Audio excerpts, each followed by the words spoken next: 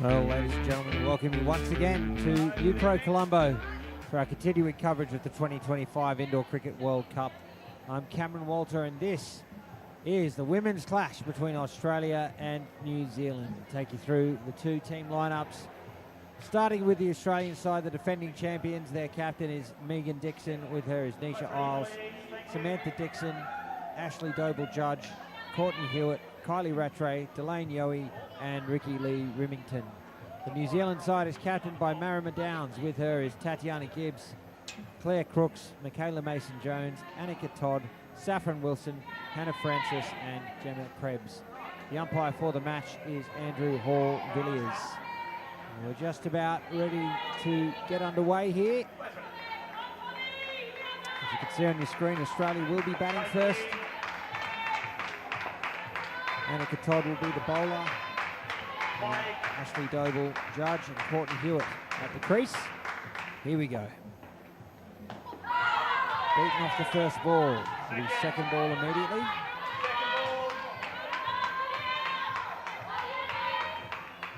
And new rule at this level, the score will have to change after 1 dot, not after 2. And change it does. Doble-Judge finding the net. 2 runs.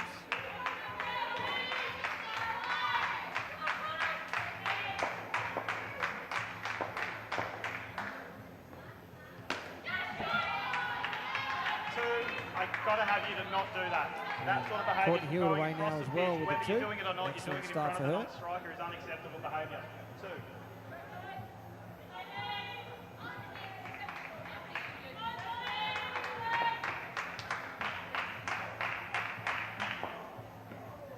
Wide.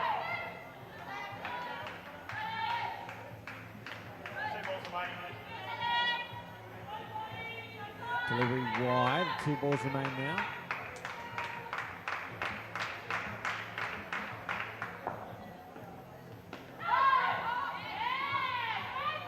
Second ball. So the second ball to finish, another opportunity here for New Zealand.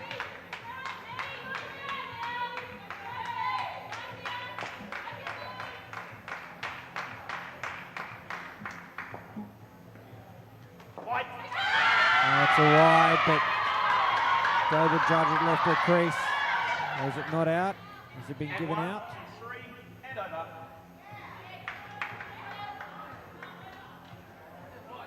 A wide plus 1 is 3. I'm not sure New Zealand realised that that is not a wicket. She was in the crease.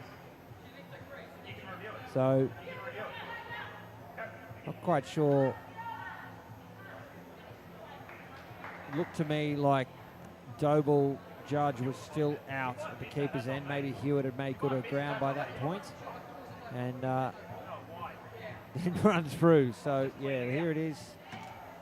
So I'd have to have another look at that. My eyes went on the screen at the replay, but maybe the bails were taken before Doble-Judge had left her crease.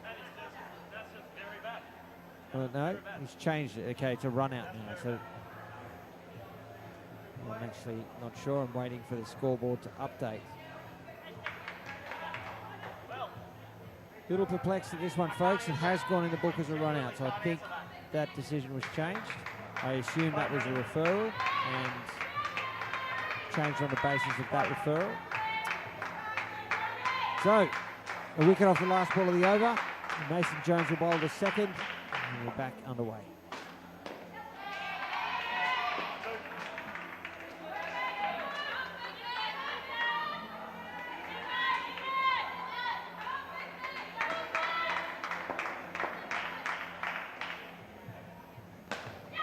Oh, it's a wonderful shot from Courtney Hewitt.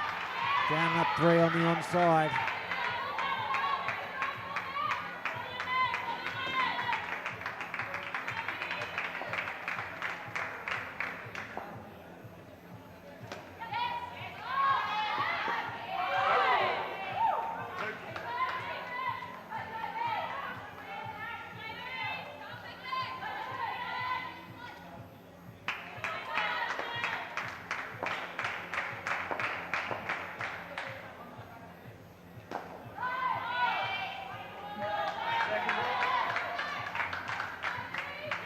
The dot ball there.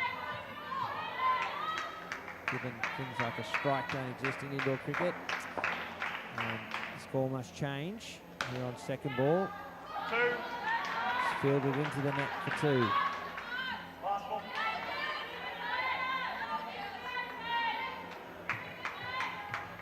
Last ball of the over.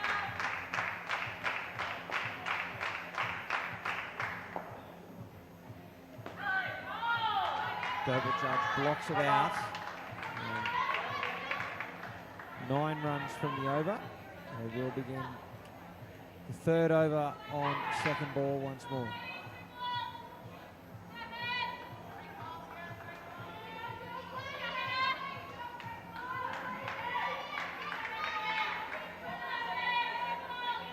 Second ball. Players ready. Second ball. Play. Hannah Francis bowling. Again, second ball. Hewitt finds the net for 2.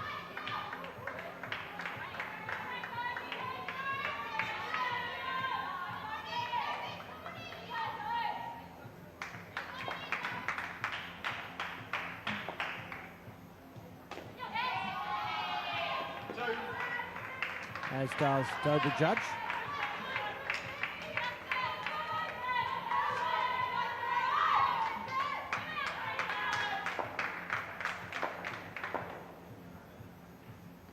Side. One catching some of the leg side wide line.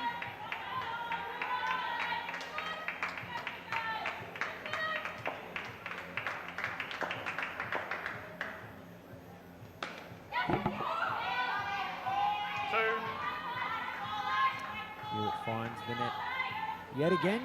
Another 2.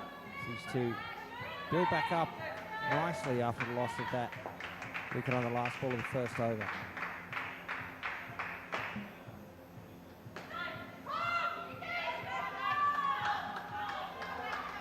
Second ball. Last ball of the over. Last ball. Second ball.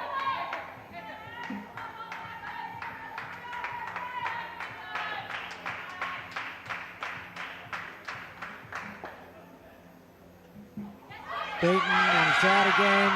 Another wicket falls. Dover Judge beaten on second ball. Just as they were building up nicely, as I said, they're now back to 13 with an over to come in the partnership.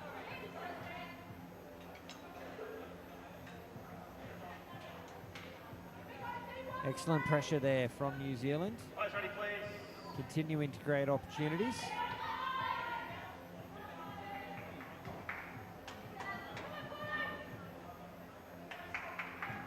We have another set out the back if you want to swap them over. Okay. Players ready. Play. Wide. Saffron Wilson bowling the last over of the partnership. Starts And again. with a wide.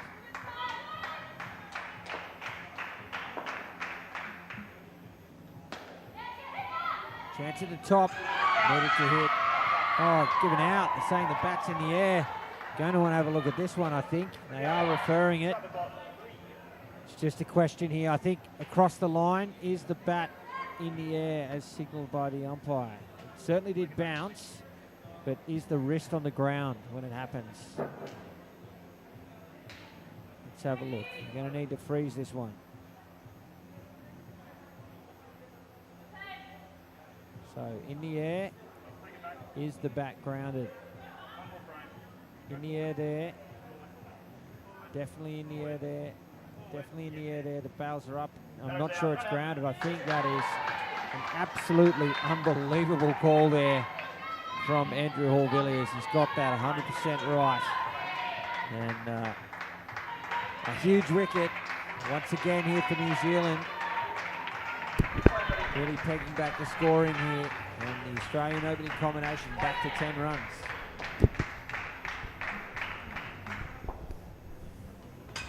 Oh, another wicket. Wilson finds the bottom edge and knocks over Ashley Doble Judge. back into the single digits, and New Zealand right on top here. Perhaps an appropriate time to be eventually joined by Paul Botterill. Paul, what do you make of that? Well, it's a small I want to thank New Zealand ladies for holding on for this stuff till I got here. It's good of them to turn on the works when I get here, but a great decision and then a great delivery. That might have been some outdoor as well. Second ball. LBW outdoors. They're just straight, put on the knee. Second ball. It'll be second ball now. Another opportunity for New Zealand. No ball. That will be a no ball. With an apology straight away. Slips out of the hand clearly. Thank you. So they'll have the ball re-bowled, still 3 to come.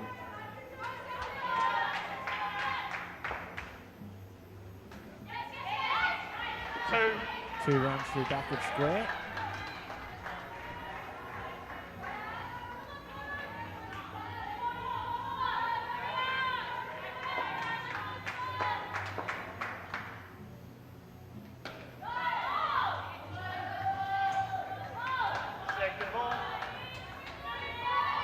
So a ball to come in the partnership now. It is second ball. Australia will have to score.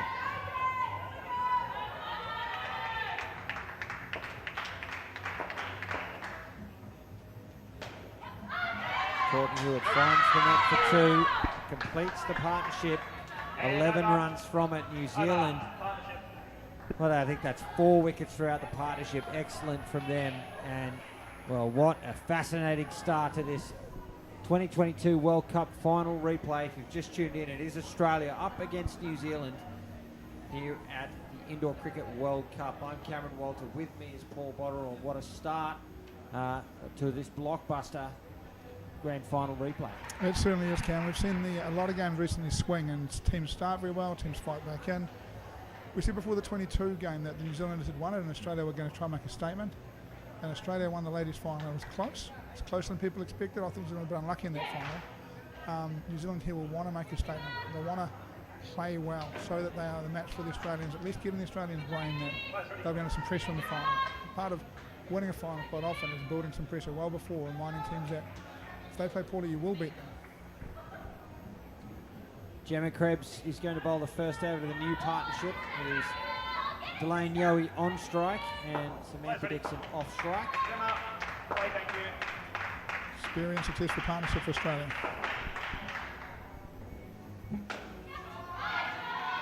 Shot there from Delane Yowie to get her innings underway.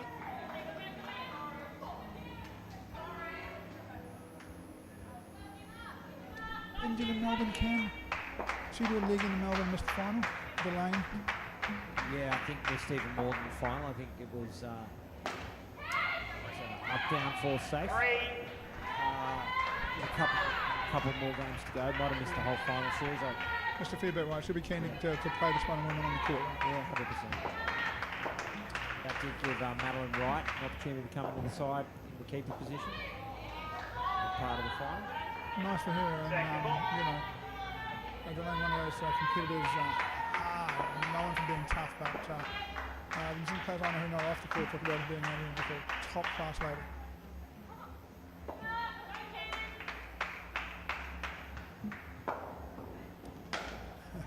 Played flat, but safe. Yeah, tough player, brilliant keeper. I was Chris Griffin, Coventry colleague, he asked me, he was to name some of the best players I've seen. Delane Young's one of the best keepers I've ever seen in real cricket, without question. But also pretty unflappable when she gets out. Just a smile on her face and just bang goes next ball. Brilliant asset to the Australian side. In the last World Cup, you asked me in the round play game how New Zealand could build a side and build momentum to beat them in the final. And we were watching her back, and I said, watch her back foot. And see that back foot just pull away at release? That's not how you win a World Cup final. But what it does do is tell you that her hips are out of line. And if you can bowl people who bowl different angles at her, right arm round, left arm round, she will struggle because she's out of angle. Now, that doesn't win you a game. What it might allow you to do is bowl somebody who's not your best bowler twice at her because they bowl that kind of angle, and then use other bowlers somewhere else. It gives you the chance to start and build a plan. I'm surprised she's still nowhere near as bad as in the Melbourne World Cup. That back foot step is a lot bigger than, but it still remains. Surprises me. Very interesting.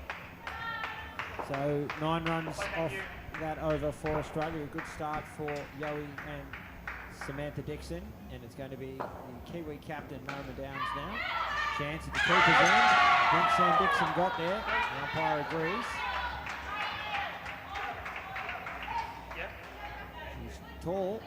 Have they reviewed this? I think they have. Well, this will be interesting. Let's have a look. Not a direct hit, was it? Usually the direct hits are off and out.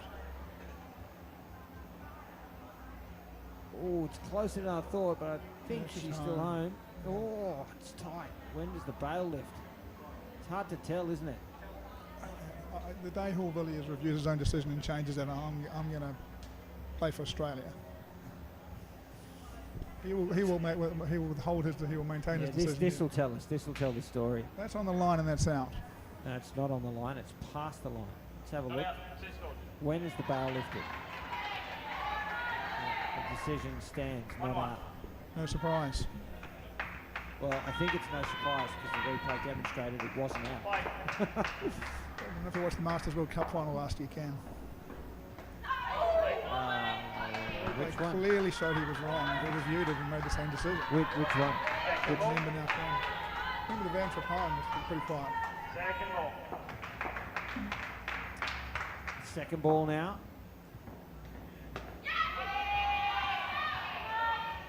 Two.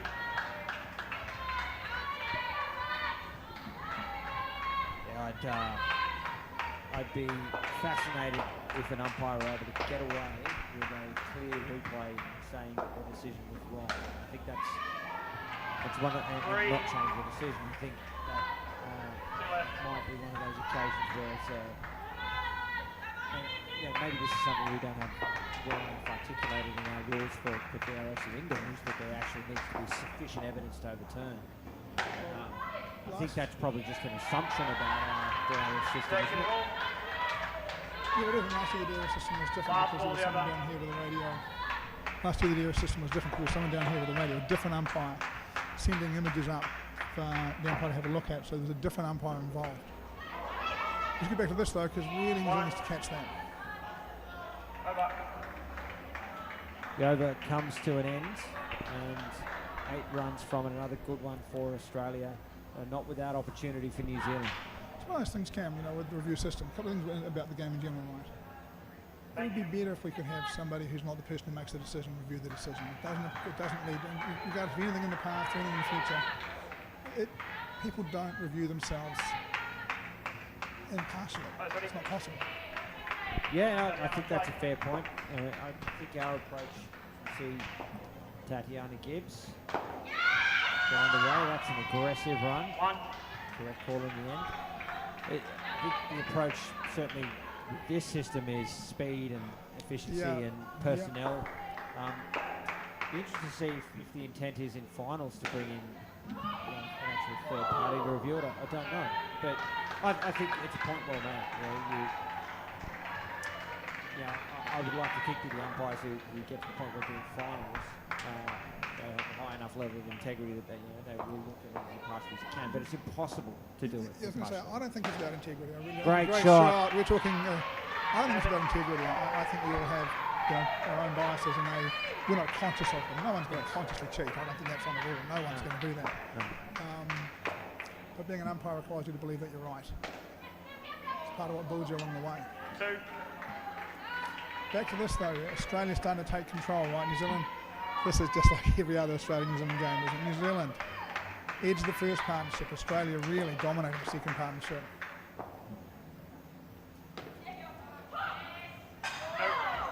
I mean, you've just got 2 outstanding bats out here at the moment. These are long-term Australian players, right? Yeah. This is a reasonably new look New Zealand side too, so I'll be learning from this as they go along.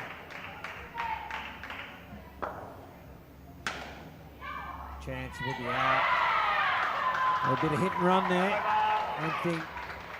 assume Yowie believes she got it through that field, but not so. An important wicket falls there for New Zealand. Yeah, they really did need to get back in the game there, right? So they'll be buoyed by that. Not the same momentum they had early on, but take 1, try and make it 2. That's the game, isn't it? Still, 9 runs off the over there for Australia. despite the loss of that wicket, a very positive over. Appreciate it. Players ready? Claire Crooks will bowl final over to the second pair.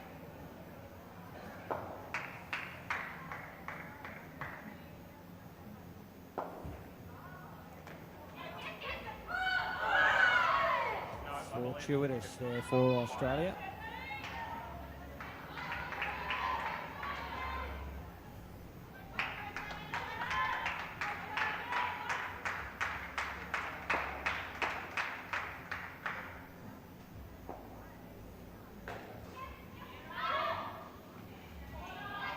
Dixon through for 2. Tell you what would make review systems more effective is high frame rate cameras. Oh, yeah, look, one thing about it. For the size of sport we are, what we have is amazing. Yes. Right? It really is. And the progress we've made on it over the last 5 or 10 years is also sensational. We've come a long, long way.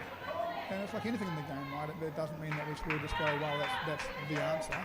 Everything has to evolve. The game has evolved, right? We've changed the rules. Certainly the quality of the players, the general standard has changed considerably in the last 4 years. The scoring systems even evolved. You see on the screen here, much more detail. Yeah. We're now tracking fielder stats, right? Yeah. So all of it, every part of it, if we're going to stay where we are in sport, it all has to evolve. Oh, Delaney Yowie finds the back net, uses the feet, sends one on a journey, and another 7. Huge runs late in this partnership. They move to 39 with a ball to come.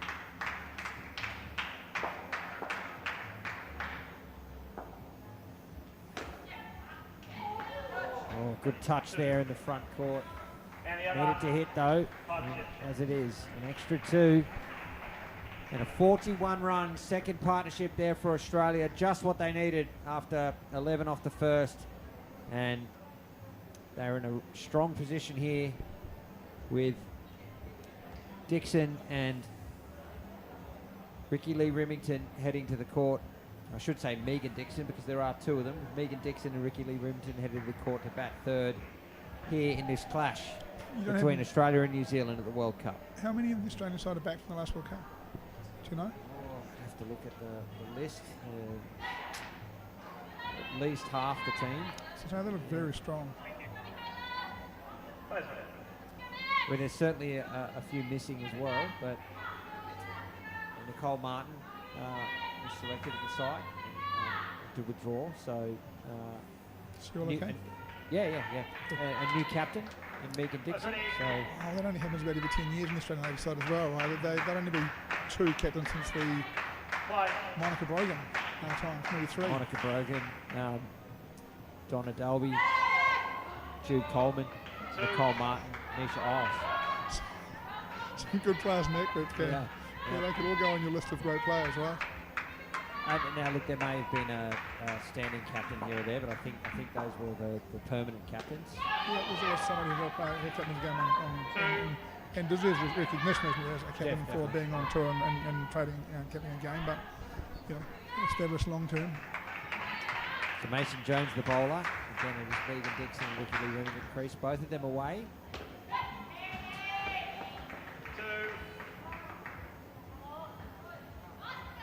I talked in the under-22 games about the fact that, for both these teams, this is a big deal. And they've circled this game since the draws came out. They've wanted each other. But what they really need to work out is what they can learn out of this game, right? And these round-robin games are as much a fact-finding exercise as they are, need to win them to make finals. Yep, everyone's looking at, teams are interested in matchups. And often at this stage, also, you're working at which matchups you're going to hide and which matchups you're going to show. Who am I not going to bowl at somebody because I don't want the other opposition team to know I've got them? That's got to be fielded. 5. Through to the back for 5. Big shot. Keeping them over 2-2-2-5. Right, they are batting the house down here. Right?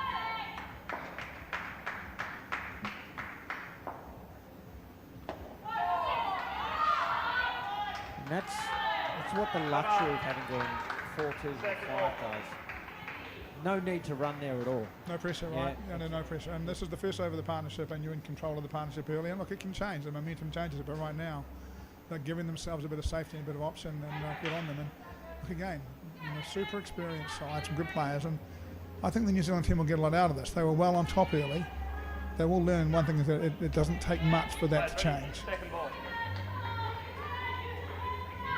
Hannah Francis will bowl. Thank you. Second ball. Line.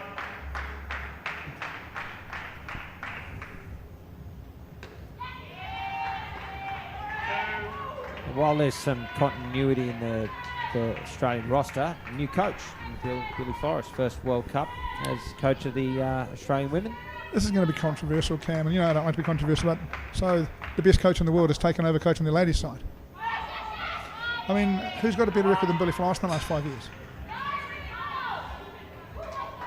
Who's got even nearly as good a record as Billy Forrest in the last 5 years? Well, I mean, I suppose that depends on what constitutes the record. So Billy's record's obviously at the provincial level, yes, state level? The state level, yes. Oh, an opportunity there. That's another example of what they need to do to hit.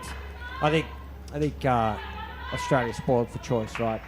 Brett and Bryan and Billy Forrest coaching the open side. It's got Rob Boyce and Cindy Cross coaching the 22 side.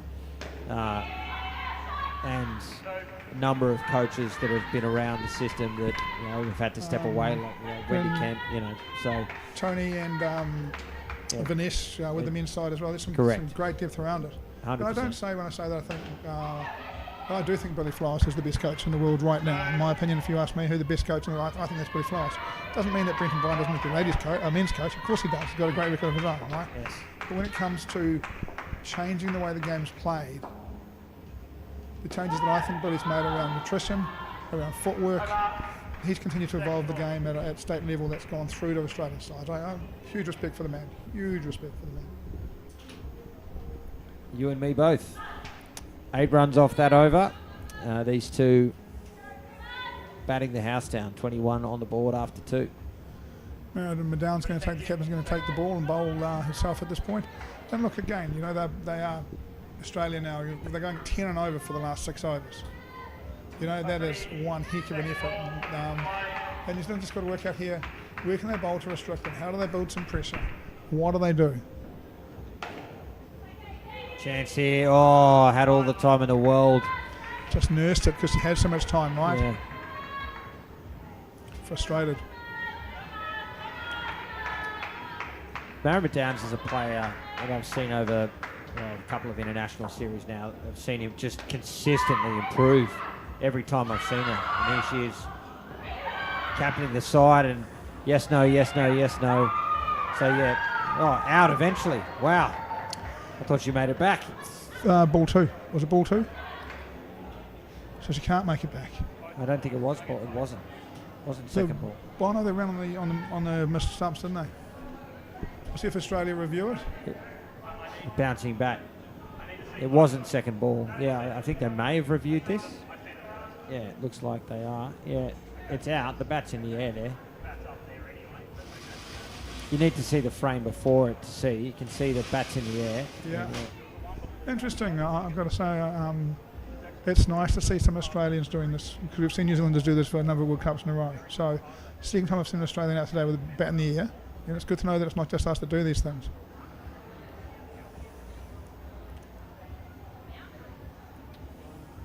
Just have another look at this.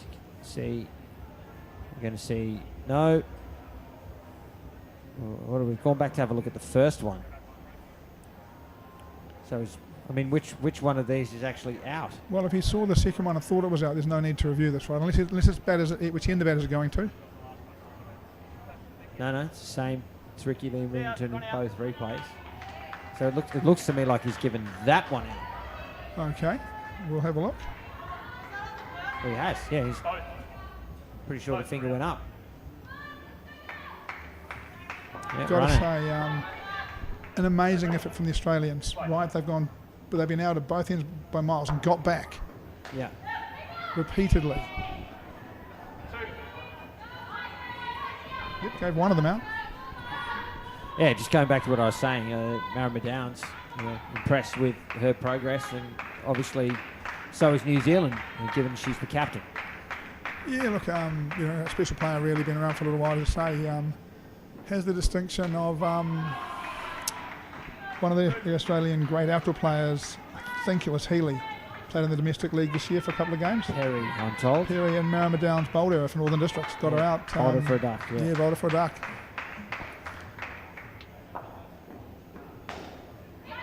Deflection should be out. It's another example of one they've got to claim. Yeah. You can see the frustration from Downs as she walks back.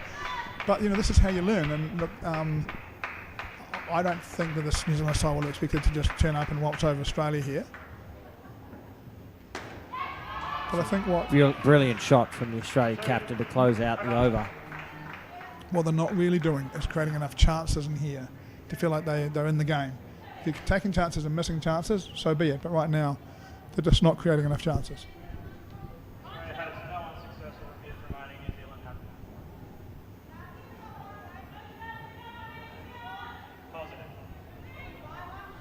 So an over to come in this partnership. An important wicket off that over from Downs, without which they'd likely be in the 30s coming into this last over. Instead, they're in the 20s. It's going to be Crooks to bowl. In at the legs of Dixon. Can't get it away. Dot ball, and it will be second ball. Well bowled. Changing the field here. He's got a fielder back on the leg side. Lofted shot. It's going to fall safe. 4 runs to Dixon. Yes, he hits it over the fielder back on the leg side.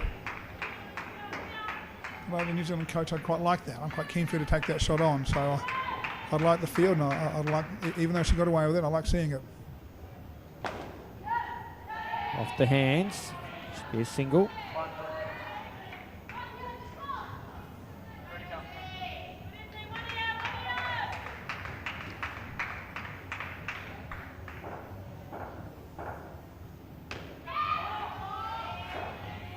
Soft hands, patience there from Dixon, finding the net for 2.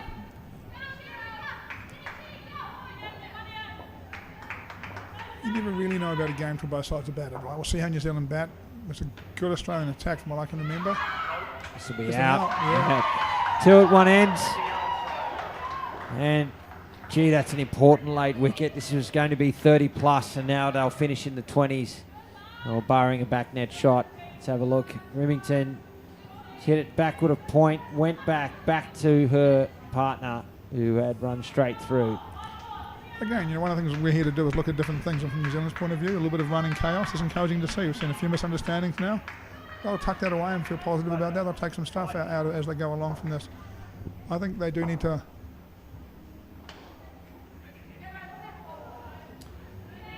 Two off the last ball of the over, and 4 runs off that over. They finish on 28 for the third pair. Sometimes when a team batting really well against you, you've just got to go back to dots and ones. Can I say, look, we're just going to bowl top and middle, bowl dots and ones, build some pressure and see if we can build away from that. And New Zealand's really struggled at any stage here to really contain those 2 middle. They've got some wickets, but they haven't ever really stopped the flow of runs. And they're going to need to do that in bigger games. They're going to need to get them back to dots and ones and wickets. They'll get more than that, but you've got to try and have something. Too many nets, too many 2s, too many 3s. And new partnership comes out for Australia. Yeah, Nisha Isles and Kylie Rattray batting last for Australia to close this out within striking distance of a 3-figure total. Isles the captain, Rattray long term. Isles the vice captain. Isles the vice captain. Yeah. Rattray's one of her South Australia colleagues, and yeah, has been in the team for a while now. Did South Australia win the States by a run? Do I remember that? They tied the super over and won on skins, despite whoever the commentator was getting it wildly wrong at the time. To be honest, having been through a one-day World Cup final like that, I find those systems to be quite annoying. Yes. Oh, and look, it was a rule change as well. It changed from being... Now you're talking my language. I thought that's all quite frustrating, isn't it? Yeah, I think it was a ridiculous rule change, to be honest. It's gone back to skins rather than higher on the ladder. Like boundaries, like counted boundaries. I mean, what the heck is that about? Anika Todd, her first series for New Zealand, Had a couple of games for the Auckland Outdoor Aces, and just moved down to Otago, where she play first class South Africa this year. Good cricketer, good young cricketer. She'd be 1920, daughter of New Zealand, one of the New Zealand men's players, Corey Todd. His run out was on, needed to hit. Needed to hit. But again, at least we're seeing a couple of opportunities now. That's good for New Zealand. Interestingly, just on that super over, I noticed in the tournament regulations for this tournament, there is no mechanism for a tied super over. It's just silent on what happens. So we'll make that one up. One of the things I can, right, sometimes titles need to be shared. Honestly, if you draw a game, draw a super over, I'm actually okay to say, look, actually, let's not toss a coin and say who the winner is here on some weird backdated rule. Let's say good on them. Well, my view is you just keep playing a super over till you get a result.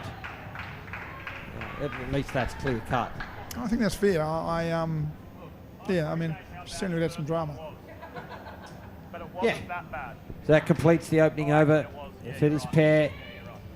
10 runs from it, another great start for the Australian side. They're marching towards a total north of 100 here. What's your view, Bots? Do you think you made the point a few times that we need to see both sides bat? Do you think this is a New Zealand side that can score 100 plus against Australia? I think it's possible. I haven't watched. I watched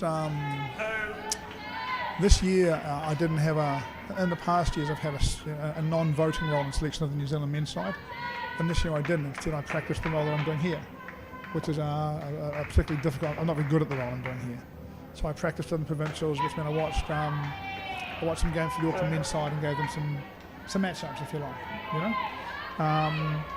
So I didn't watch any latest cricket, so it's very hard for me to say. I know that there's some players on there that are good players. The pressure of chasing 100 plus versus Australia is a lot. Yeah, Australia side can play. It's not going to be fun chasing big runs as Gibbs continues, and Australia take another 2. That's 4 in a row off the over.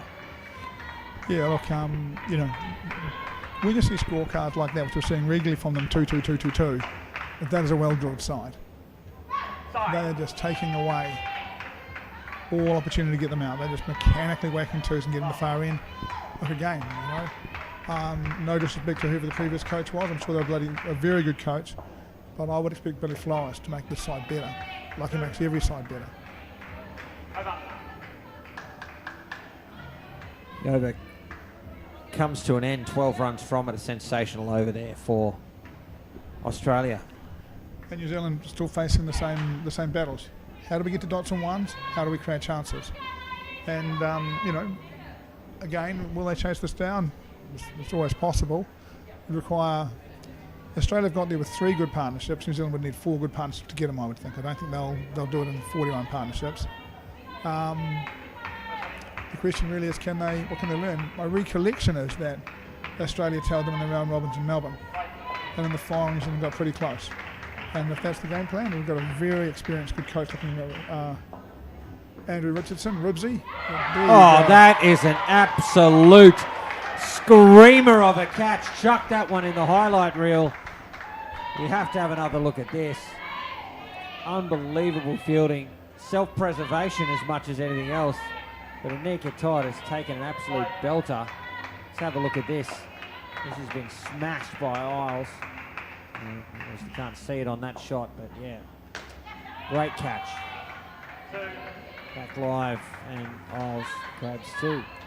I don't mind that, it's just grab 2, but they've bowled full and wide. Presumably they've had some kind of plan. They're trying to achieve something.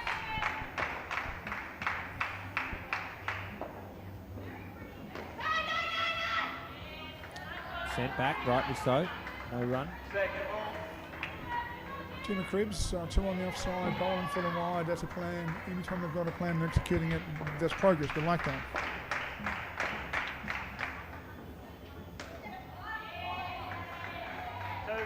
Played through cover for 2. Second ball seen off.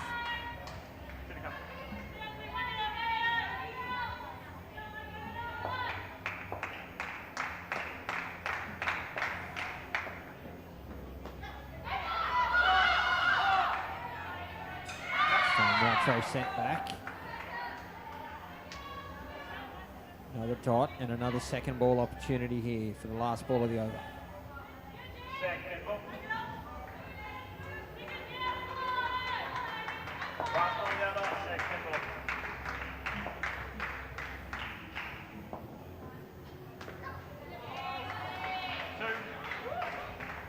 Again, it seems to me that at least Emma Krabs has bowled to her field.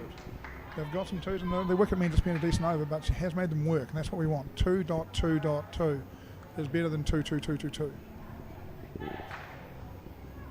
Definitely.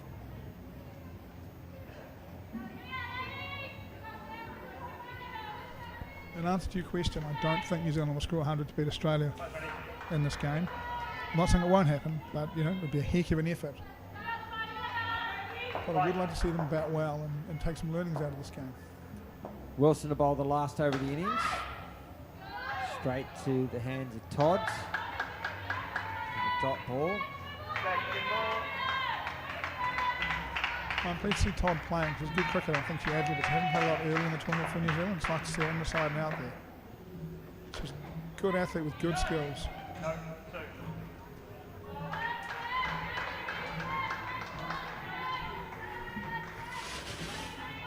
Is somebody cutting the commentary box down? I hope not.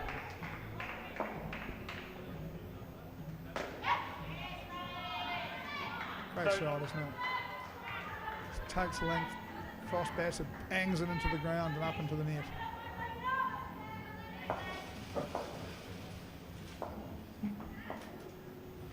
Next side. Thank you. Did the South Australians beat the Queenslanders with the Vicks in the final? Queensland. Would have been a ripper, wouldn't it? Oh, it was a great game. Nisha Isles hit a 7 off the last ball to send it to a super over. Yeah, and then bowled the super over. Yeah, unbelievable. Second ball. Yeah, I'll actually, 2 balls remaining, second ball. because I watched the call, because I had the right rule that had been changed, that I'm going to re-record the commentary for them, so they actually have an accurate call of their first title win. As we see a wicket fall. Last ball. Look, without want to get too distracted from the latest cricket game, it is great to see South Australia winning something. We've seen a New Zealand owner go down there, get really involved, do positive things for the game down there.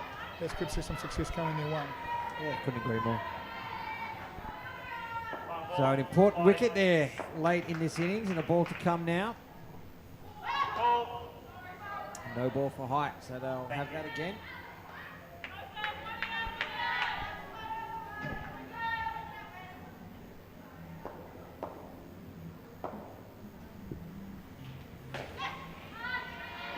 And 2 runs completes the innings. Australia will finish on 108.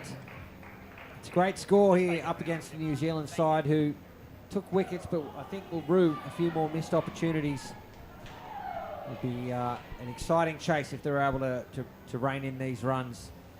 Ladies and gentlemen, you are watching Australia up against New Zealand, the women's division here at the 2025 Indoor Cricket World Cup. I'm Cameron Walter. With me is Paul Butterall. We're live from UPro Colombo here in Sri Lanka, the hosts of this year's edition of the World Cup. It's great to be with you.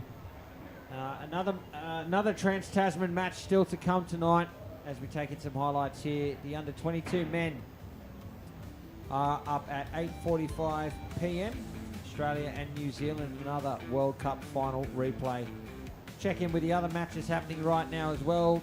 India up against South Africa in the women's division. India batting first on 22 midway through their innings. And an under-22 girls match featuring New Zealand up against Sri Lanka. New Zealand batting first on 81 through 3 pairs.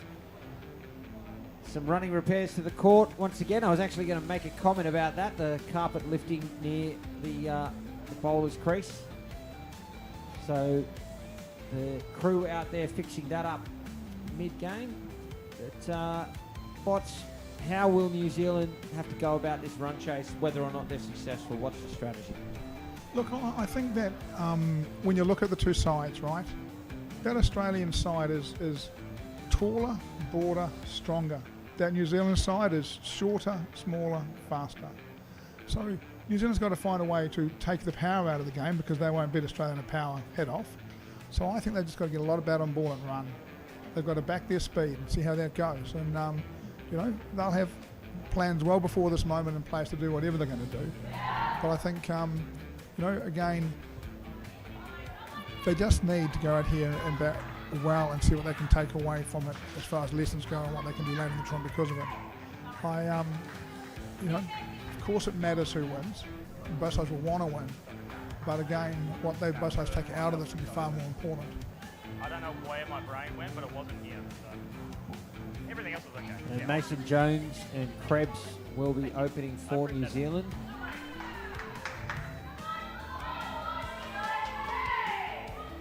I believe it's going to be Sam Dixon to open the bowling for Australia. 108 on the board. It's a good score. It will require a good chase. We're all set for that now, folks. New Zealand up against Australia. The run chase starts now. Yes, like always, right, Cam? If you want to chase 100, you need a good start with the bat. If you're the fielding side, if you can win the first partnership, you probably won the game.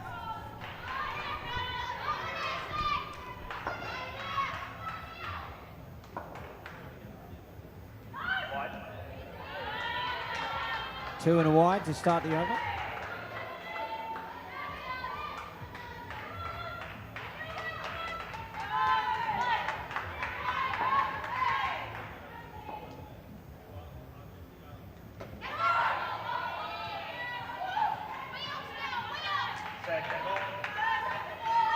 First, second ball opportunity now for Australia.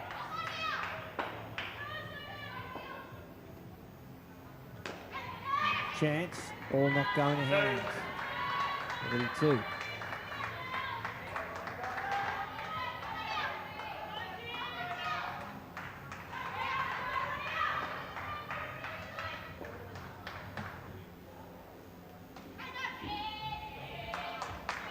Another dot, another second ball opportunity. This one will complete the over. New Zealand must score.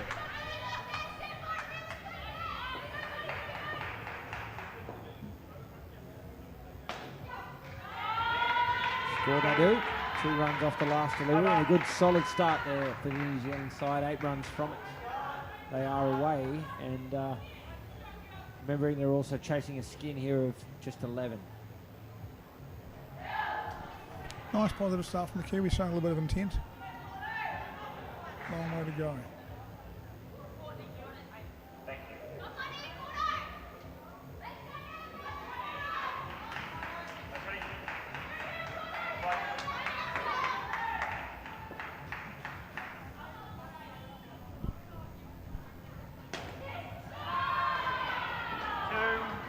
Excellent shot from Krebs.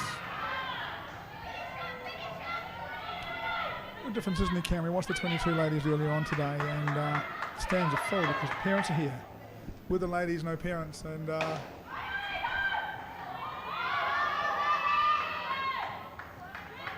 stuff from the Kiwis there. Kids back quickly.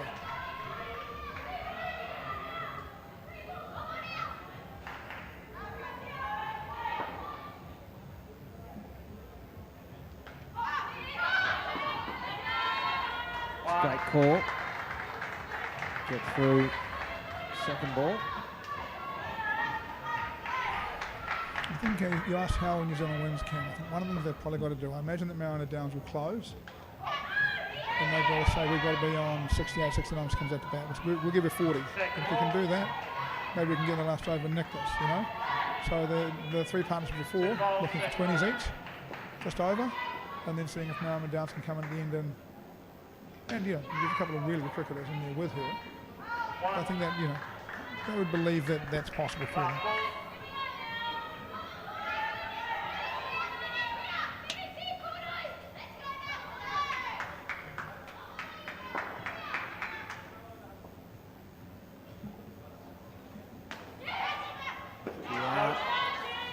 Needed to hit though. And Krebs is quick. She was there in a flash. She was quick, wasn't she? Brings the over to an end. 6 runs from it and move to 14. Off to a good start here in this run chase, New Zealand. Thank you. That's the truth of all these things, isn't it, Cam? It's one, doesn't matter big, small, one ball at a time, one over at a time, one skin at a time. If they can get the first skin, that'll be a positive for them to take away. A couple of skins in the 20s late as well. Just got to keep batting and keep being positive and see what you can get from it. Thank you. Ready? Kylie Rattray to bowl now. Mason Jones will face her first delivery. It's a great piece of fielding from Dixon, but just had to juggle it before she had it cleanly. Had bought Mason Jones enough time to get home. Now the New Zealander diving on the back of her bat. It might have been a little bit closer than it looked. Chance at the top. The throw is a wild one. And if you get rid of it quickly, it'll be a dot. That makes this second ball.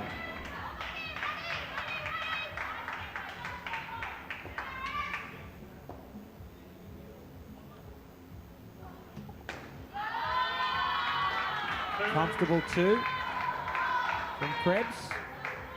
These two batting well. Away quite nicely.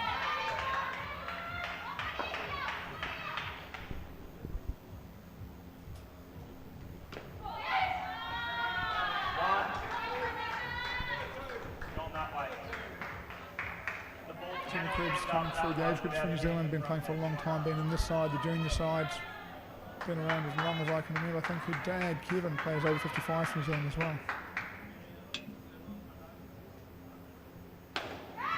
Should be out, taken. Now that is just not a shot they needed to play. I get that it went out, Cam, but I think some intent's okay. She needed to hit that, not straight back. That's intent is one thing. Running at one and trying to slog it is another. And that's, she could have hit that anyway. Is kind of my point. It was a full toss.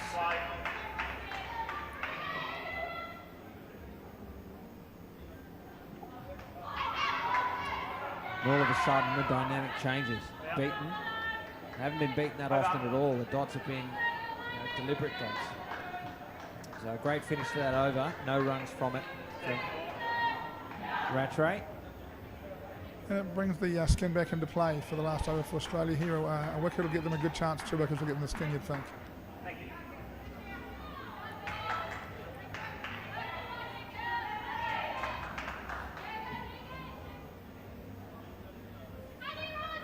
Second ball, players ready, please. The second ball they have to score. It's going to be the Australia captain, Megan Dixon. Great delivery, perfectly executed. Used to be the third ball option, it's now the second ball option. That full, wide, moving away delivery. Beautifully bowled in Australia now in front in the skin. Yeah.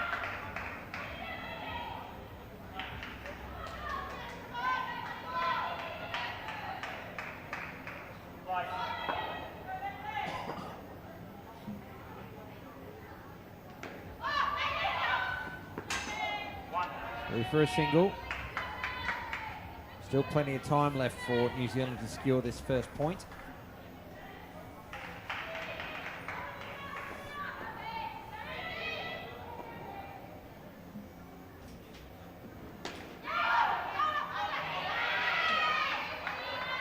Eventually Sam Dixon cleans it up. Had done enough to prevent the run, and another second ball opportunity now.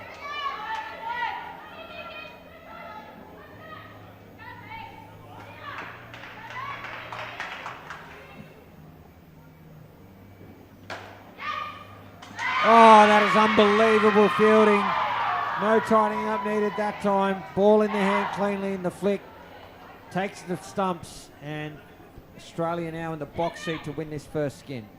One stump to aim at. Bang, she hits it. Have New Zealand reviewed it? Doesn't look like it. 2 balls remain.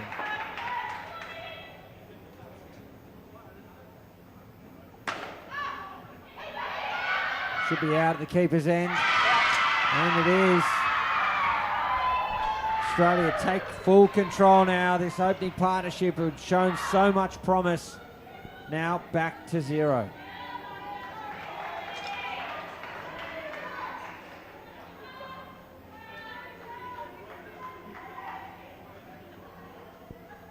Looked into me. Tell you what, the one before looked into me. But they don't review it. At the end of the day, that's on them. I think they should review both of those.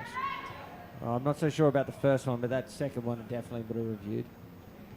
One of the things that, you know, you're in a game out here and it's tough. What you can't do is give anything away. You just got to keep playing. And, you know, they were in control and they've lost control. They've basically scored minus 20 in about 12 balls here, and about 10 balls here. This happens. You've still got to do the things right. I'd love to see a replay of the first one, Cam. I thought it was home. It could be wrong, but it could. You know, it would be nice to have a look. They clearly don't. Yeah. Well, it's interesting. I haven't seen the DRS system. It's like saying ATM machine, but I haven't seen DRS used very effectively.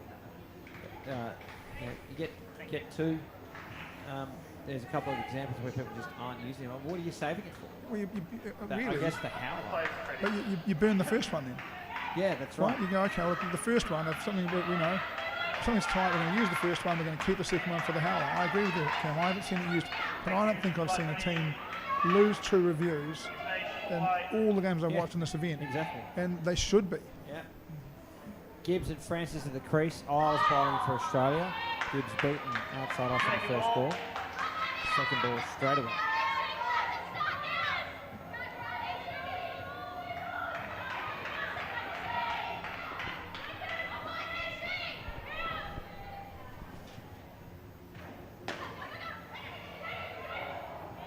How do you think the review system compares to the previous World Cup there, where the umpires were referring it?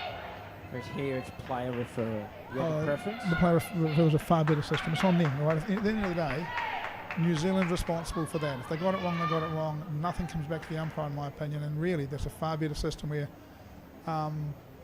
if the umpire gets it wrong and doesn't review, put down.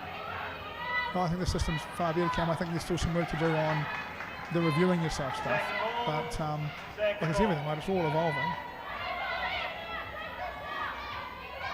Do you think 2 is the right amount of reviews? I do. Yeah. Like I say, you can burn one early, you save one for the howler. And you use that one in the last partnership no matter what. 2. Yeah. Yeah.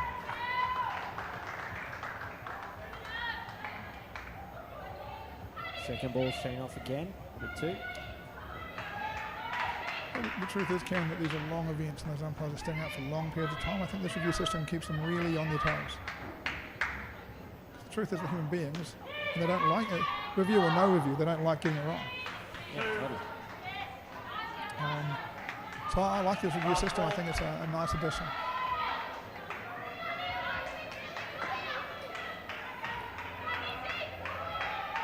One to come now in the Nisha Isles over.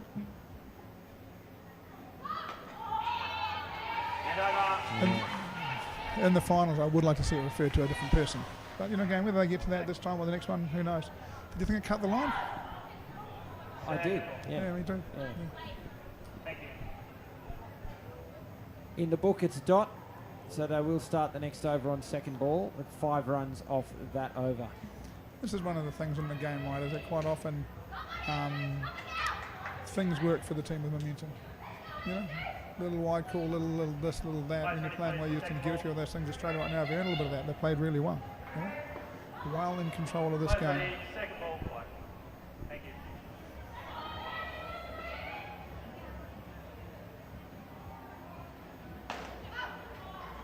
you. Gets through to the back for 4 runs.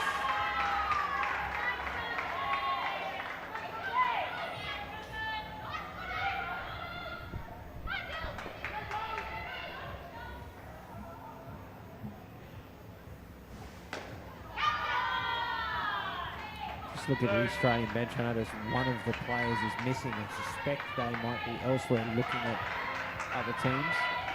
I hope that's the case and that they're not unwell or anything like that. Yeah, look, I would imagine that as somebody who has to do this sometimes, right, I have to miss New Zealand playing because I'm watching other teams, you know.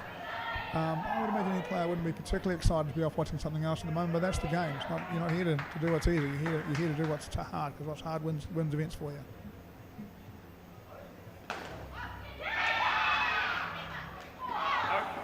One.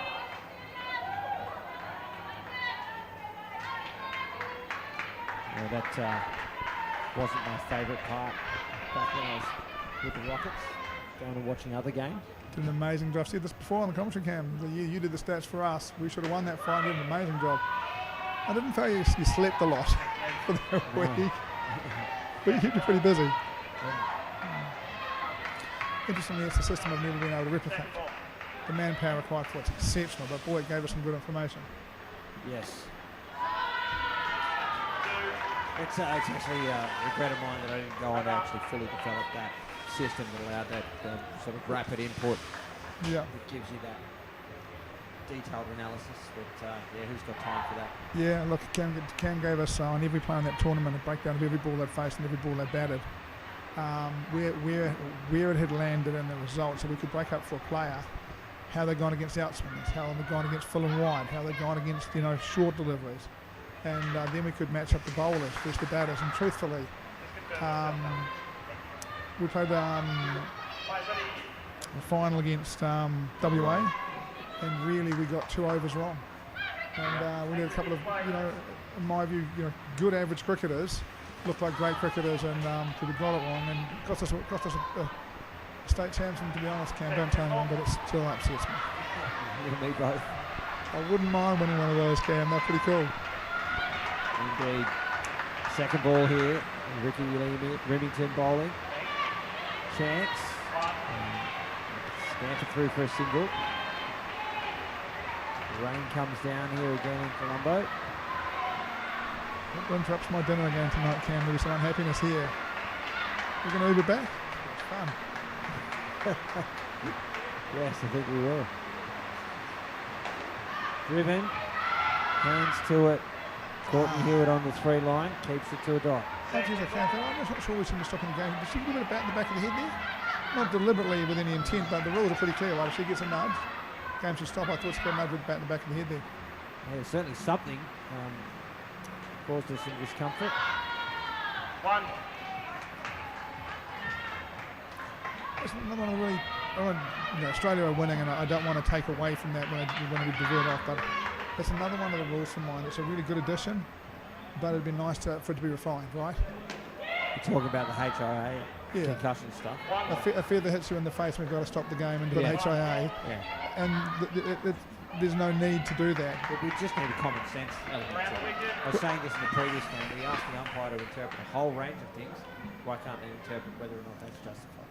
And Cam, if you did that, you actually could give the team an override. If the umpire says it's not, and the team says we've got concerns for a player, we still do it. Totally. That's the way it goes. But if the umpire says it's okay and the team says it's okay, we could get on with play the game. Yeah, and the other element to me is that over comes to an end 4 runs from it, is the fact that the play stops at the point of the head contact. And to your point, if it's a feather, let the play finish. Like in the previous game, we had someone hit a 4 that was called back because on the way through to the 4, it glanced someone in the head. It was fine. I mean, they did the HIA, but why does the play need to stop? Yeah, look, I think again this is a bit of overzealous rule making, and with really good intention, right? They're trying to do everything they can to make the players as safe as they can be, and we want, God forbid, any Indoor cricket player ever gets concussion from playing this game. We don't want to see it, but it'd be nice to see that rule over time evolve. I think one of the things that World Indoor Cricket's really good for is understanding that we're not done. That we're going to put an amazing event here, and the next one has to be there. We have to continue to evolve. All parts of it. Second ball now. Ashley Jobel Judge bowling. To the hands of Hewitt. Underarms at the stumps. Had enough time to actually get a stable base and do a proper throw there. Could see that she realised that as soon as she let it go. Yeah.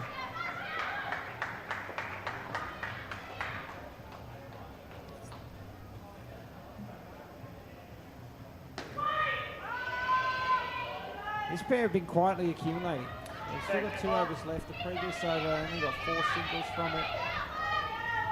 They're in a good place here. If they can get close to 30 here, they might be in a position where they actually have a go at this skin. I mean, close to 30. Oh, this is the last over. I beg your pardon. I thought they had 2 overs left. And that wicket doesn't help either way. Back to 16. Yeah, no, but I agree with you, Cam, that, you know, well, they're doing exactly what they should be doing, right? They're just going out there and doing their jobs. They're batting, they're playing well. Yeah, they've lost a wicket there, but they've gone about their business quietly.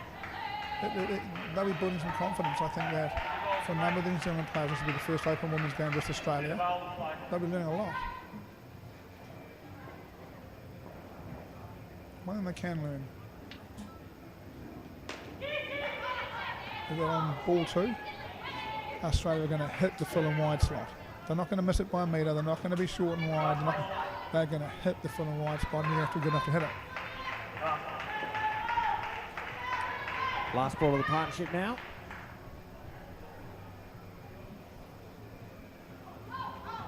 Dead ball. Mitch, Ball's left the court. I thought it was Dead okay. ball. I think it's left the court, so. I mean, this is another example, right? Like the play's complete. Like now we're going to re-bowl this. Yeah. Presumably while we're doing it, the clock's running on the Australians while it's going on. Yeah.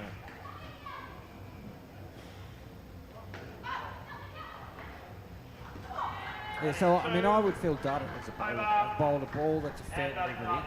There's no interest in a run whatsoever. Okay, it's left the court. The play was already dead. Now I've had to bowl that ball again, and it's gone for 2. Yeah, I'm with you, Cam. And look, again, all part of the and again, the other part here is that, you know, we've seen the carpet repaired all the time. Somebody already should be down the back of their time that whatever hole that's gone out shouldn't be there 10 minutes from now, right? 100%. It's not a high use area, so you wouldn't understand.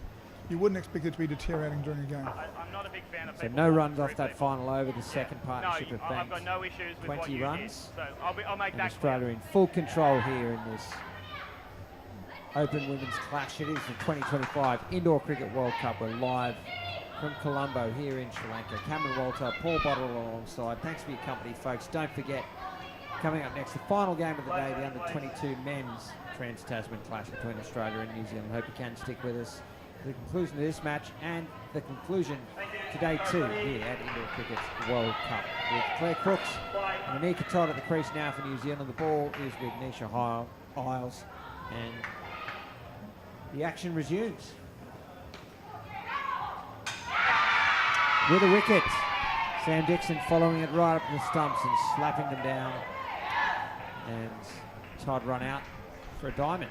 Yeah, first major game, and she's out before she's faced the ball. Not nice for Anika Todd, but look again, learnings, right? For mine, Anika Todd scored yes from the non-strikers in there, and really the striker needed to call and be decisive there.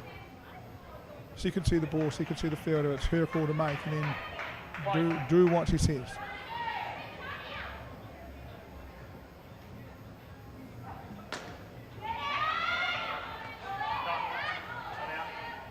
Through for a single. Another one where you think might have, you know, that's hit the roof and hit the floor and been quite tight. Maybe a bit of hesitation on the non-strikers in there as well.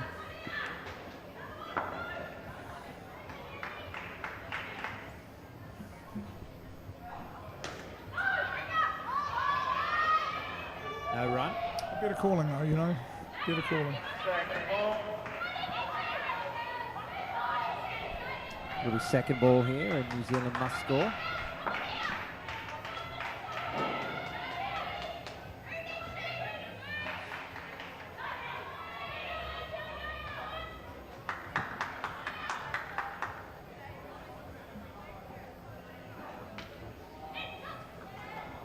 One.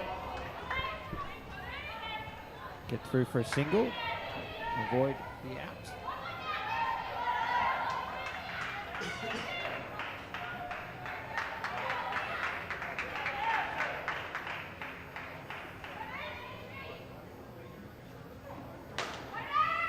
Good shot, straight back to the receiver.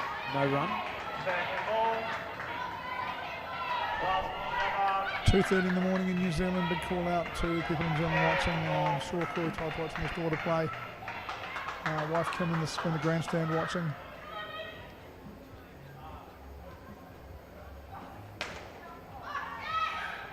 And Nika Todd on the drive.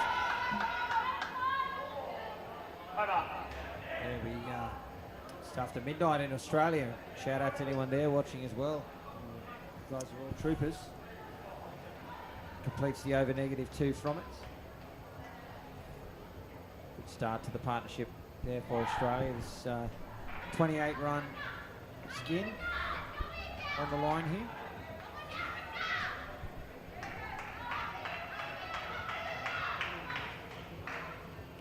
So New Zealand after the wicket first ball have covered quite well there. Just need to keep going. We talk about the evolution of the rules, Cam, and the truth is that that's a great piece of fielding from Courtney Hewitt. Got it on the half volley, flicked it right back to the stumps, and Rattray makes no mistake. The bails are off in a flash, and another wicket falls.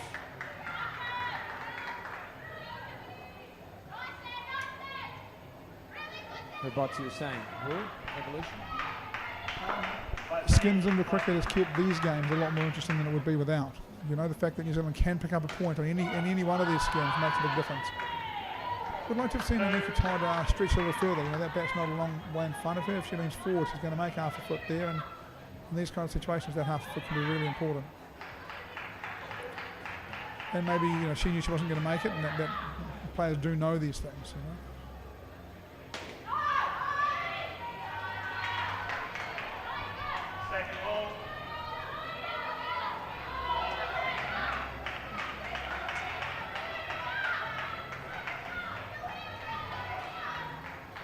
Second ball, New Zealand have to score. Direct hit, should be out, it is. A dive from Todd, not enough. Will they review it? No interest. How close was it? I mean, I think it was out, but it's worth a look. I thought it was worth a look as well. I wonder where the coaching staff is on this and just bringing it forward. I mean, one of the things you want to do, right? This is a big round play game, and sure they're losing, but you want them to get the experience. If that's the World Cup final, you review that. It's close enough, you need to, you know? And you need to practice all that stuff. Yeah, I wonder if teams, last ball coming up here for Ricky Lee Remington, just to see this before I make my point.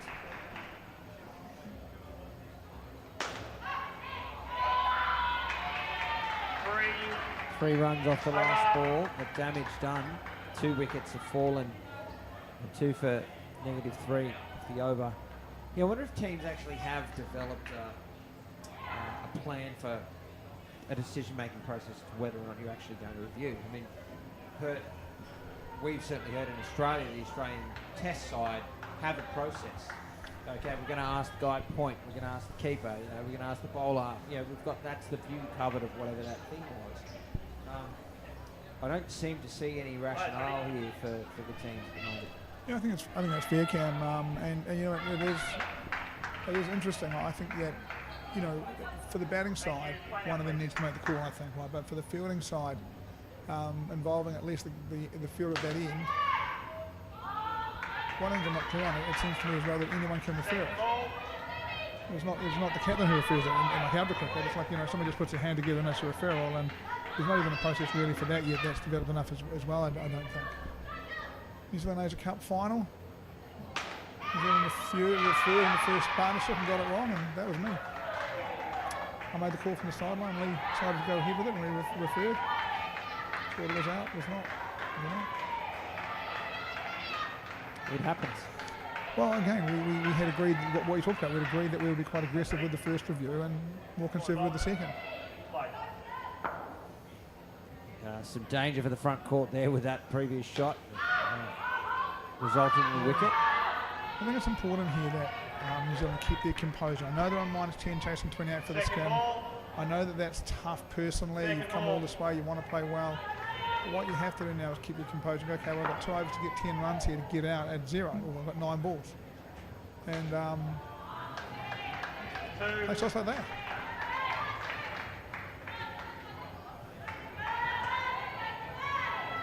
Two balls left for Delaney Yowie.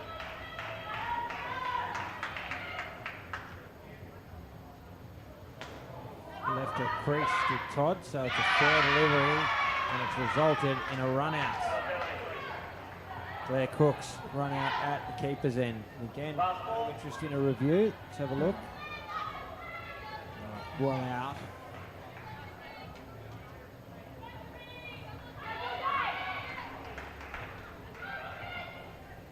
That's ready. Last ball, play.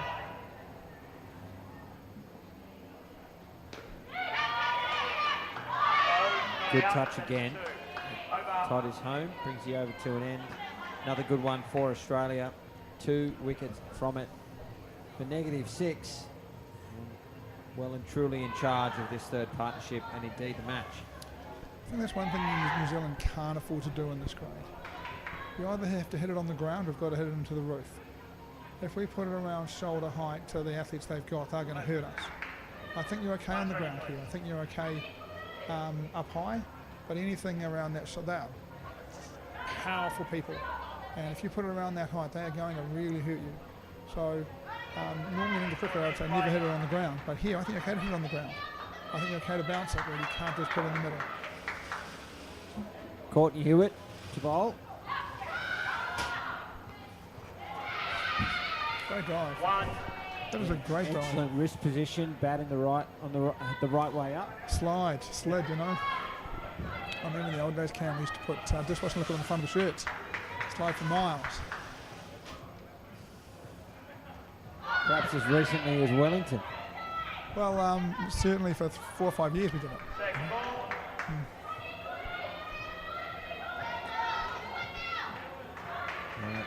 Drop ball there from Hewitt, creating a second ball scenario now. Wide, who races it? Last ball of the pair, so last over the pair, I should say. So they'll have that rebowled.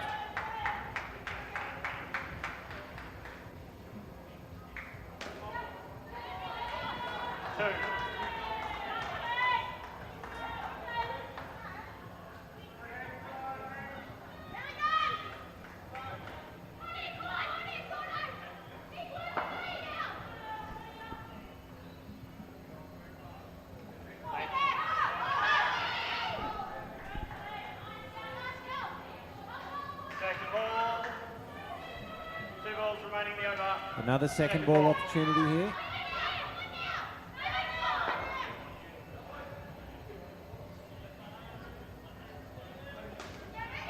Oh, that is great hands. What a piece of fielding that is from the Australia captain.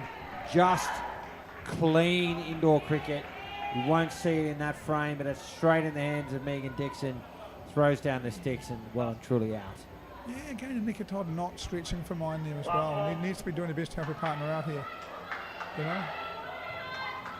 But as I say, honestly, a great bit of work. Right, again, knee waist high, in the hand, direct hit. That is a good bit of work. Over. That completes the partnership, and a dominant performance in that set of 4 from Australia. Keeping that pair to -11. Australia well and truly home here. The last skin on offer here though for New Zealand. And Australia will be pretty keen, I think, to win all 4 bonus points on offer, with Marama Downs and Saffron Wilson at the crease, needing 29 to take the last bonus point. Yeah, Downs and Saffron, both survivors of the last World Cup, as I remember, and we were very positive here again. They will want a point. You know, there's no winning the game. There's no getting respectability out of it. What they can do here is see if they can say to themselves, okay, we need 29 to win a World Cup final. Can we do it? And go and bat and find out. You know. So it's going to be Megan Dixon to her opposite number in Marama Downs to get the last pair underway.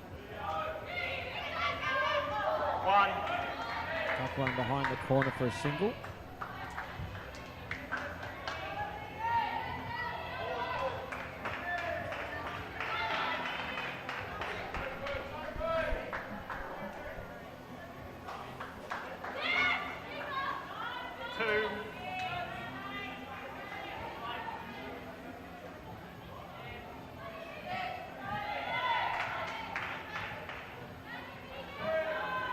Saffron Wilson away with 2.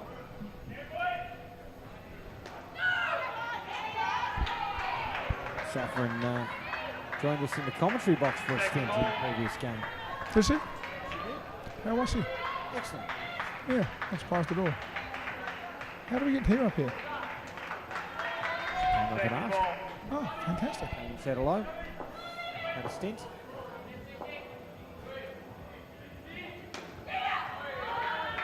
One.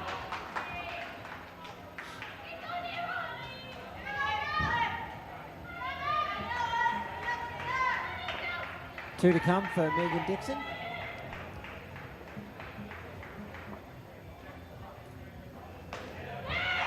Chance at the top for Hewitt. Hit would have been out.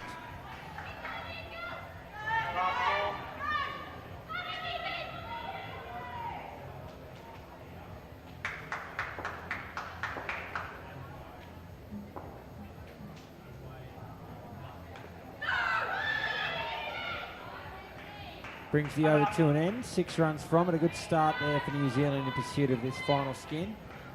3 overs remain in the match. Second ball.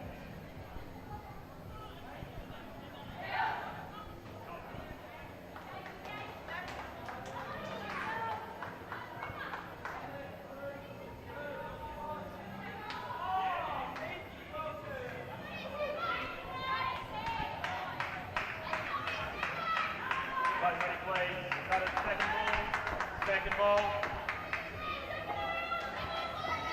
Play. Samantha Dixon now. One.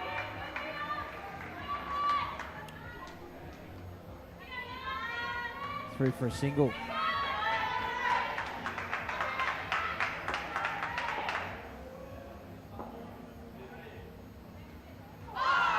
Rolled, eh? It's cut. Number Downs in half. Second ball.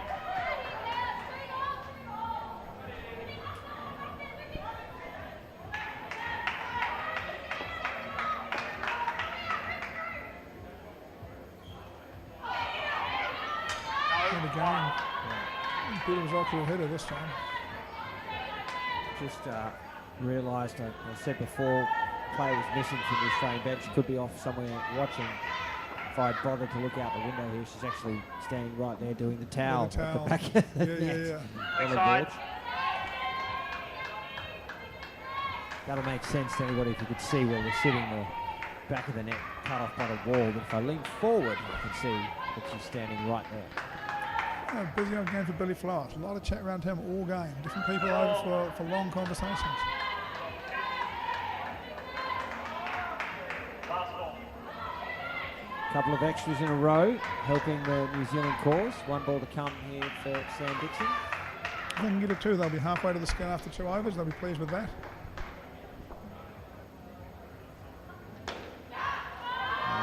Even better, they grab a 3. Great shot from Wilson to complete the over. That's 9 runs from it. 2 overs remain. 14 runs required here for New Zealand to pinch the last skin from Australia. And Kylie Rattray, Ready. bowled the penultimate over of the match.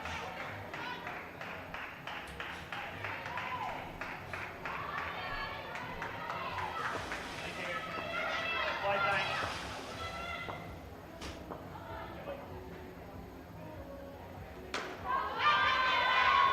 Great shot. Two. It's a couple of great shots in a row from Saffron Wilson, both sides of the court, keeping the score ticking over for New Zealand. Be good fun this Cam. 11 balls to go, 12 runs needed for the skin. Australia's short price favourites to pick one up here. They played batted and bowled so well, but to keep them honest and at it. Two. It's found the side net first, I believe was the call. Yes, so 2 in the book. Around the wicket. Getting closer and closer to this final skin here in New Zealand.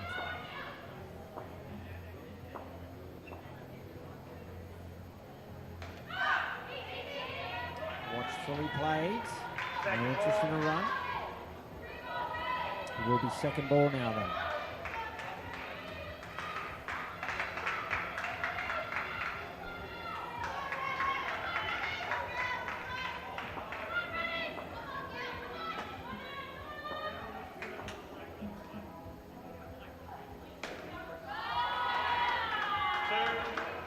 Wilson advances, plays it through the covers for 2.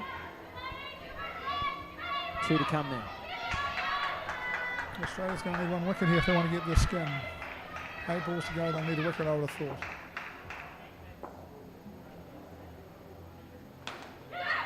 Good use of the feet, a chance again for Hewitt, but Downs is quick. And 1 ball remains for Kylie Rattray.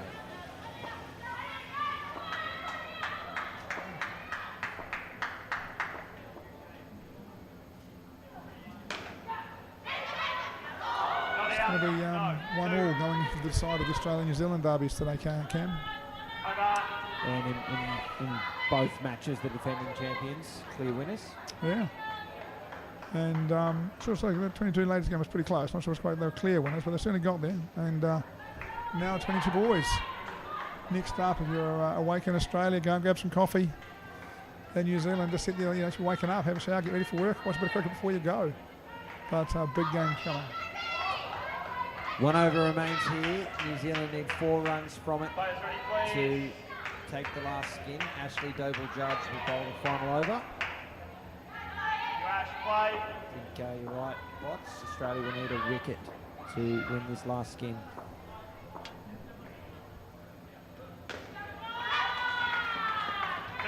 Great shot from Wilson. Width and length used. Down at 2.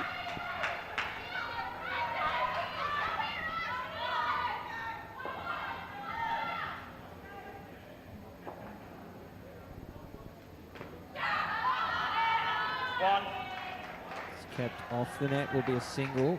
But the skins are level at this point.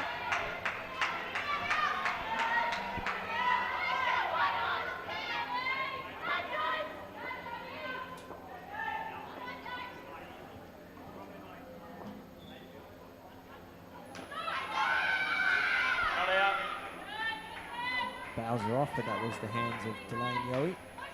Dot ball, and the second ball. It's a big moment here in the context of taking this last point. Saffron Wilson will have to score off second ball.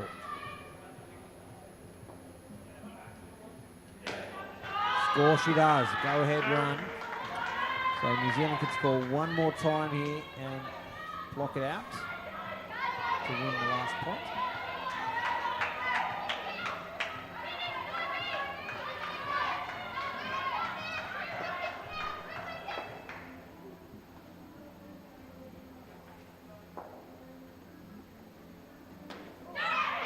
Oh no. Miscommunication there. They've got to refer that, don't they? Why? Ball in the stumps probably hit, but there was a hand in the way. Don't know. Oh no, no, that definitely hit. Yeah. They've still got to refer it. So 1 to come now. There's confusion between Downs and Wilson there. Whether they were running, whether they weren't. And let's put Australia back in front of this skin. They set the field back. Downs will need to hit 4 off this last ball. And it'll be 3, so that will tie the skin, and that puts it back to the previous skin, which Australia won. And they are taking all 7 points on offer from this match in a sizable victory here for the defending champions over New Zealand. It's plenty of lessons to be learned there, as you've been saying throughout the match, Paul. Dominant from the Australians, absolutely dominant. Played some really good cricket. Yeah, I've got to say, as a New Zealander, I'm probably a lot more optimistic about this side than many people watching this. I think that they are a good side, chance of going on with this event. Now, no one else will agree with me, but there's some stuff I've seen in there I quite like. They'll get to work, and if they get to work and work on it, they'll get closer and closer as it goes on. But right now, we should be focused on that Australian side. I look pretty happy. They have put in a top-class performance to beat the here's to their crown. Comprehensive bat, ball and field. So well done to Australia and of course to New Zealand. A great contest there. Don't forget, folks, coming up next, it is the under-22 men's turn again. Australia and New Zealand to close out day 2 here at the Indoor Cricket World Cup. I'm going to leave you with Chris Griffin and Paul Botterill for that game, so it's the last you'll hear from me today. But thanks for your viewership, and until next time, for Paul Botterill and Chris Griffin, I'm Cameron Walter. Thanks for watching.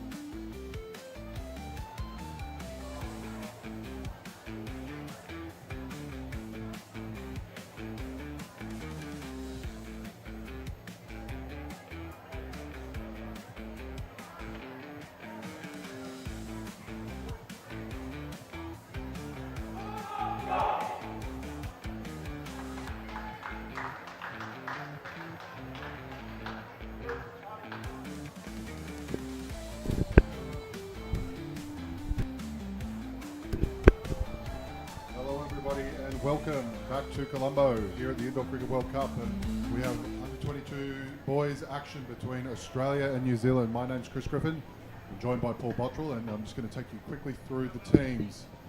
For Australia, we have Jay Norenberg, the captain, Kobe Fitzgerald, Damien Guild, Blake Norenbergen, Nathan Kerr, Ethan Benson, Josh Smith, and Luke Meek. Taking the court for New Zealand will be led by captain Jack Gaskin, Sam Clode, Harlan Amaral, Charlie Pawson, Ruben Carter, Josh Young, Mukesh Patel, and Tyler Annard.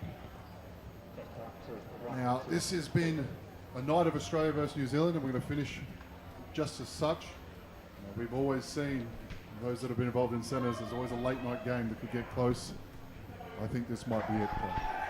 Yeah, mate, these two sides played an excellent final in the last World Cup. Back at it, New Zealand won that, but Australia looking very excited to go on court.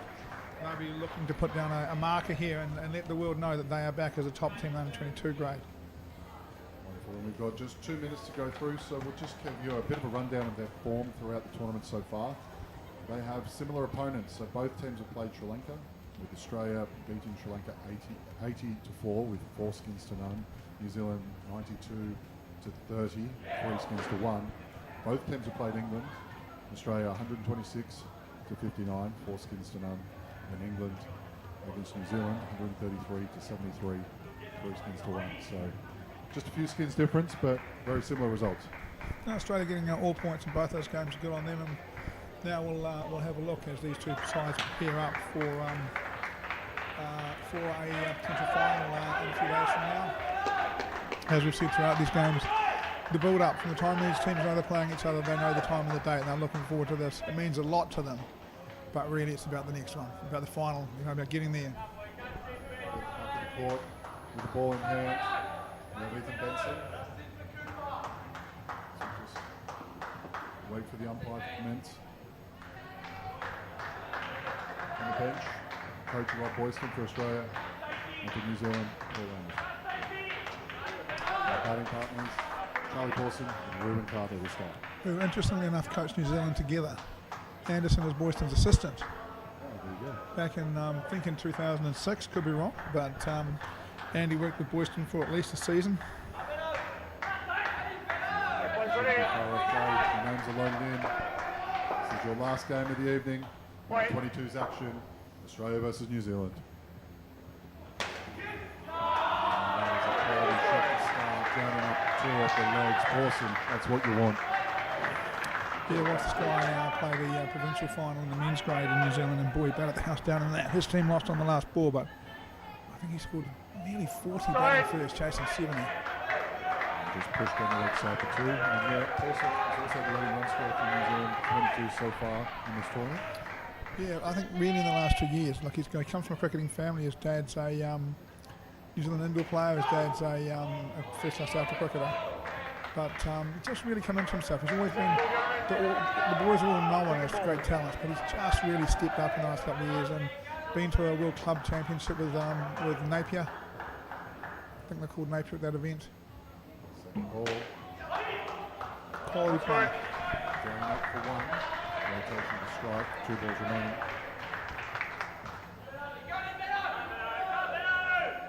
Benson just getting some nice away shape.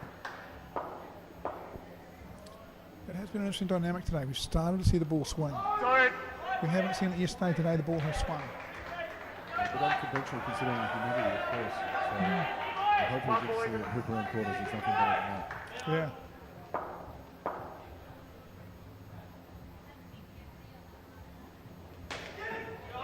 That's a great shot. Down at 2 off the legs. That's a perfect start if you're a New Zealand fan. 9 runs off the first over. I expect momentum from these two sides to go backwards and forwards a heck of a lot. Yes, and it is obviously the 22s, so it's where talent gets experience. You see a lot of people put in pressure situations. This would obviously be the biggest game so far in this division. Oh yeah, and that means for some of these players it's the biggest game of their career.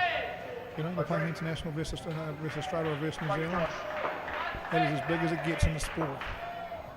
Josh Smith coming in, pushes down leg side for 2. exactly. And if any of these players are looking to push for open selection moving forward, this is a big marker and some points of coaching here, I think, for some time. Yeah, I think it's a big part of the belief as well. New Zealand, if they could win back-to-back 22s, it would certainly feed the belief that those players are going to come through and that it means victory is in the future, you know? That is our second ball. And Smith managing to trap that on strike. Rubbish. Chance. Big chance for Smith. If they hit, Paulson was well short, but New Zealand survived. I think Micah Connolly in the current New Zealand men's side from the last 22 side. I'm trying to think who else would be another one or two, I'd have thought. Smith just pushes down leg side again. And a game is between two quality sides. We'll be careful with the extras. Don't want to give away too many things for free.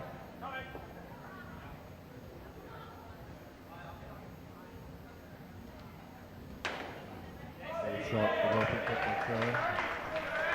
Yeah, and great calling too. Neither New Zealand batsman moved. Steady, and that's what we're looking for in an open partnership as we look to build.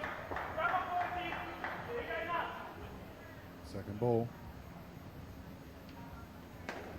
Played nicely, down and up over the offside. Looking for a second one, Carter declines it, but that's great hands and a good way to get off the mark away from the second ball. Yeah, 2 overs in, New Zealand on 16, a nice start, but we have seen these 22 games and all the grades really swing. Good partnership, bad partnership, good partnership. So a nice start for New Zealand. And the women's game recently, New Zealand was on 20 after 2 overs and ended up on 1. So, they've got to keep going. So, back to the court, Toby Fitzgerald. He will take you through your third over of this match.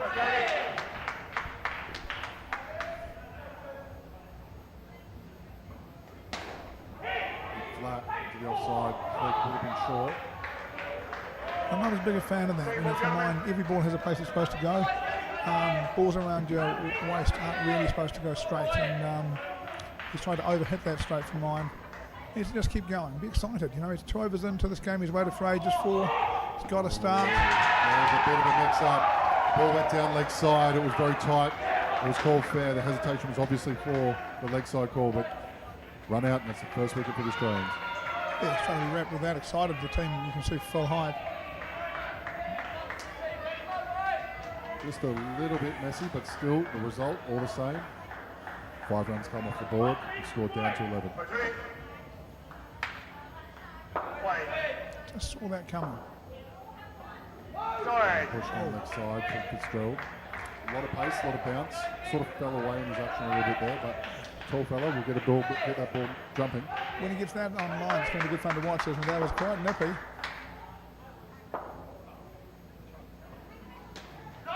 He's pushed fully off. Scampers through. Just 1 run.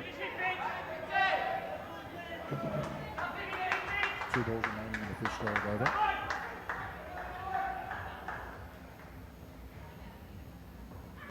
Elevated. It's there. And caught between both batters meeting each other in the middle. It was a catch opportunity, run out opportunity, and for Australia, you've got to take these things. Carter, just going to take a moment here, I think. You can see him. He's going, what are they doing there, That's not the ball that goes there. Fitzgerald, last ball to finish. Pushes down leg side again. That's the end of the over. We're just into the game. 2 sides have been waiting a long time for this. And we're just seeing a little bit of inaccuracy from both of these teams. It'll settle quickly. They're good players. This is just part of that, all the nervous energy. In we go, a little breathe out. We're underway. Oops, I've lost concentration for half a second here. Played a poor side. I've just missed my area. They'll come back. This will continue to be a top-class contest. Absolutely. And the captain taking responsibility in the 4th over. Jay Norbergen. Thank you, Jay.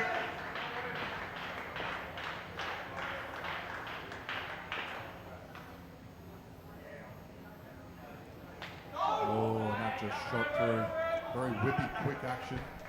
And that'll be a second ball. Just a little poor option. He batted so well that he just needs to go back to watch the ball hit the ball, you know?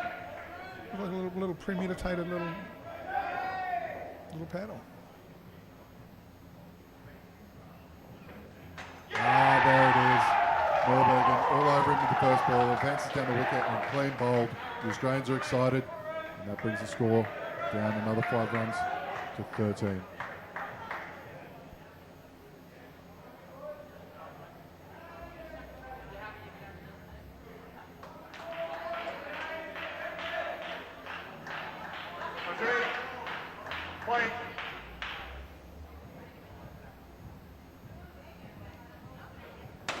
Hit flat, and that's how you get those 5 runs back.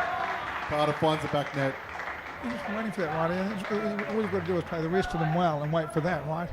In his area, still a little bit short, but yeah, he got well over the top of it, full face of the bat, punches it through with control. It's a great shot.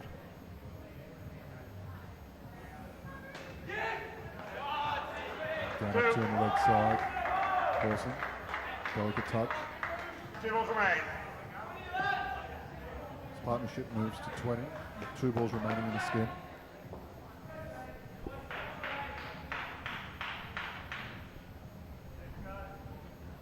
Push down leg side. New Zealand elect to have the ball again. Wides, no balls, absolute killer in the last over of each pair. Momentum spinning all over the place here. As the earlier game, right? Wicket, then 5 to bring it back, a 2 and a wide. 2 balls to go, 22. That's a good balance. Played all the way through, well on top of it. Hit with authority, down and up on the leg side for Carter.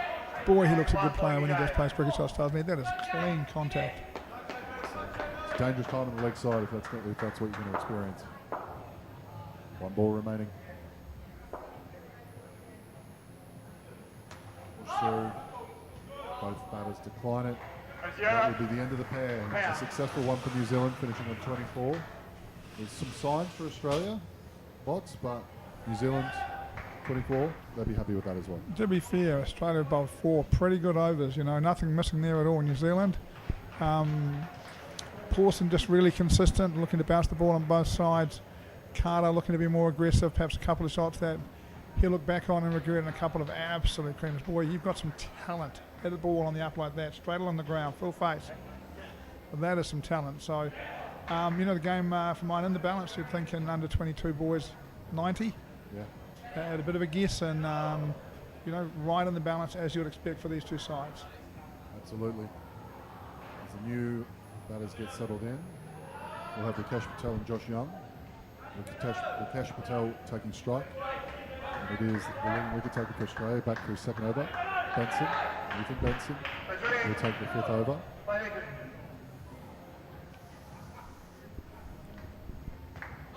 Push through. I like this in Australia. Too many teams, the best bowler bowls 1 and 14, or you know, 5 and 13, and really, if he's the best bowler with a new ball, give him the new ball twice, didn't get a wicket. Absolutely. Down and up, sitting over the top. Keeper takes the play, but Patel scampers through for 1.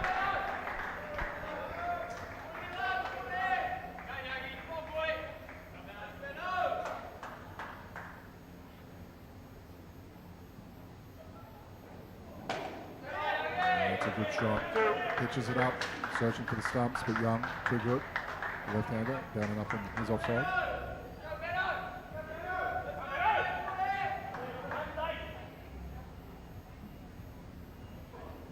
Ah, there it is.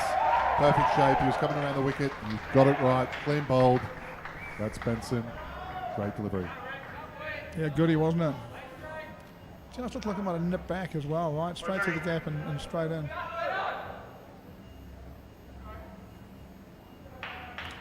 Do like bowling right arm around with a bit of gas at left-handers. You can bowl straight at the stumps, and really there's not much for them to put in the way. Big angle to work with as well. There it is. Looks to repeat. That's a comeback shot and a half. That is it. Indoor cricket, bread and butter, down and up 3. Great shot. And that is indoor cricket, isn't it? Last ball, you're too good for me. This ball, I'm too good for you. Swings and roundabouts. Dead ball. Dead ball. That is will have to switch. Look, I did a Cricket New Zealand bowling course many years ago. And I don't like I've seen this bowlers coming in from a corner and running on a big angle and then bowling down because it twists your back at release and that's how you get stress fractures. I'm sure they've got some guys around in Australia that keep a really good eye on the young fella because we don't want to see our young fellas hurt. And see the angle there and then, I don't like it. And that's the end of the Benson spell. He finishes with 1 for 10. I like what he does. He's a useful bowler. We'll see who is chosen to take the 6th over. Okay, a really good option from Rob Boyston and his team, right? Get our strike bowler back on. This game's in the balance. Let's let him knock some poles over for us. And we talk about that. Luke Meek is also the equal leading wicket taker. He's the one taking the ball now. Thanks, Luke. Second ball.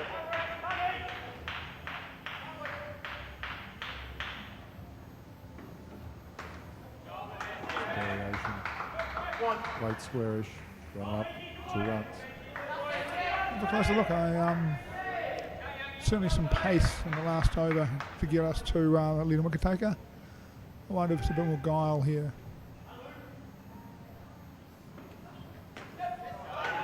Just setting up. Looks sharp, doesn't he? But not quite as express. No, not quite as express.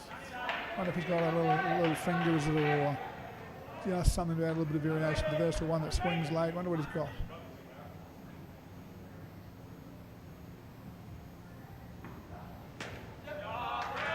It's the same ball again. Got some bounce off his little length, didn't he? A little bit shorter, and he got some bounce for a reward for that. I guess a nice tall man, good tall action. Just the New Zealand batters clearing their hands, still getting it through, utilising that side net. There it is, real effort ball, pushing that through, but just down leg side.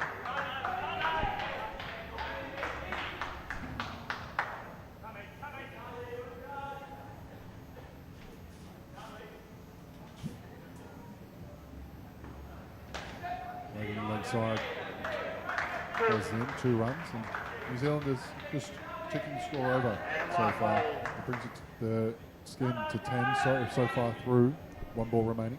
Yeah, I think you've got to remember in these things the scenario, right? So off an average start, an okay start, they faced the 2 leading wicket takers in the tournament, and they're on 11 after 4 overs. That's a good job, right? Absolutely. You'd imagine the next guy who's going to bowl is not going to be the next leading wicket taker in the tournament. Unless I have another surprise for you, but no. That's 11 off the pair so far. 6 overs in. Just a reminder, this is us, Chris Griffin, Paul Bottrell, coming here from the Indoor Cricket World Cup in Colombo. Humidity a little bit down compared to where it was yesterday. Yesterday was a bit of a stinker.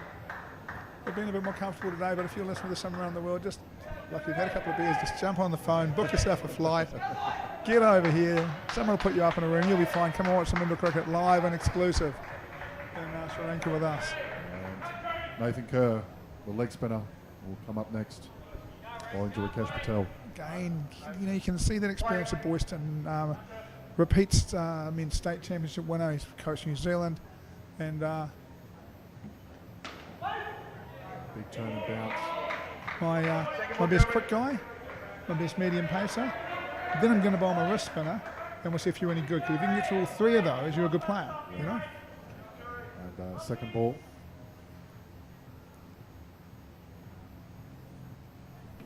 Drags it, outside off, and that is out. The wrong end, dragged down, but was still enough to beat Patel, and that is another wicket for the Australians. Struggled to reach it, right? I gave himself a lot of space, but is that a wide? The stumps are taken on second ball, so ultimately it doesn't matter. Well, it has gone up as caught, interestingly. So There you go. big bounce, comes down quick, makes a play in the front court, but That would New Zealand home explain. safely. Sorry, that would explain what it was. Right? If it's a wide, they don't have to run. So therefore, if he's nicked it, it's not a wide, and that's a caught.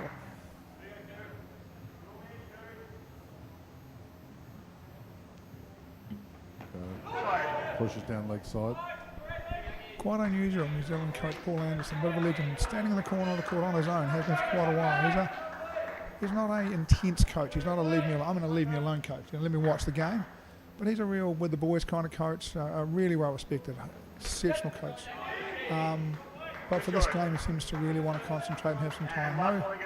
No obvious taking of notes. He just wants to watch his team play and see what he can learn.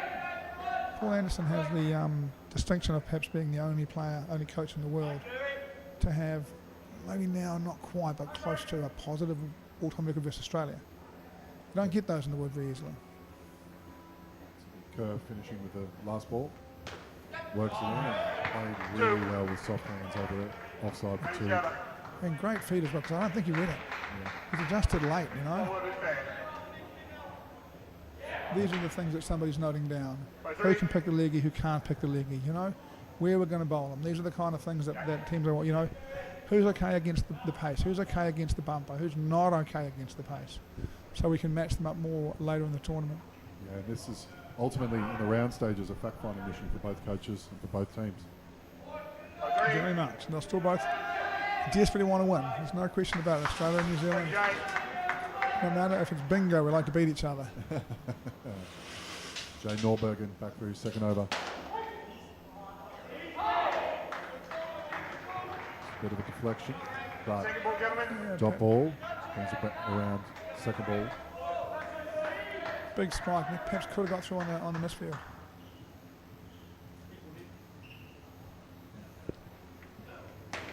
Just waits for the ball, plays it in. Oh, it would have been a tight call if he hit. But Patel gets through for 2.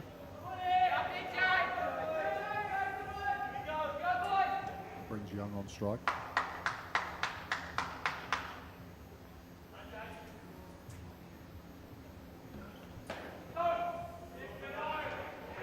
He's fended away.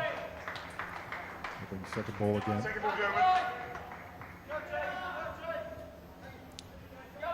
Right overs there, and Australia has bowled some good stuff right overs, haven't they? New Zealand on 40, done really well. Played into the back net. 1 run scored. Yeah, it's certainly been back and forth. Been some great bowling. And some fast bowling, some big turners. And New Zealand managing to fend it off so far. And the game's still in the balance. We really haven't seen anyone you think he's actually a batter who's having a bowl in this game. They've all bowled, and you thought, you know, he's useful. Most of the time. This ball given out. Patel thought he might have been challenging, but just happened to wipe some sweat off his face. Checked with one of the players out on the sideline, and the player said, no, mate. Checked with Carter, and Carter said, no, man, you're short. And look, he's really hit that too hard. Brings the ball straight back into play for the Australian fielders. Have they referred? Just putting the fielder in. The score. Norbergen continues. Down and up, straight down the wicket. 1 run. And that's the over and the pair. And for New Zealand, they were looking okay. They were just pushed past 40, but that last wicket brings them back down to 37. Yeah, How do you think they went? got to wonder, right? So, I'm not great with names. Norbergen's bowled 2, Yes. and the strike bowler's bowled 2. Yeah, even better.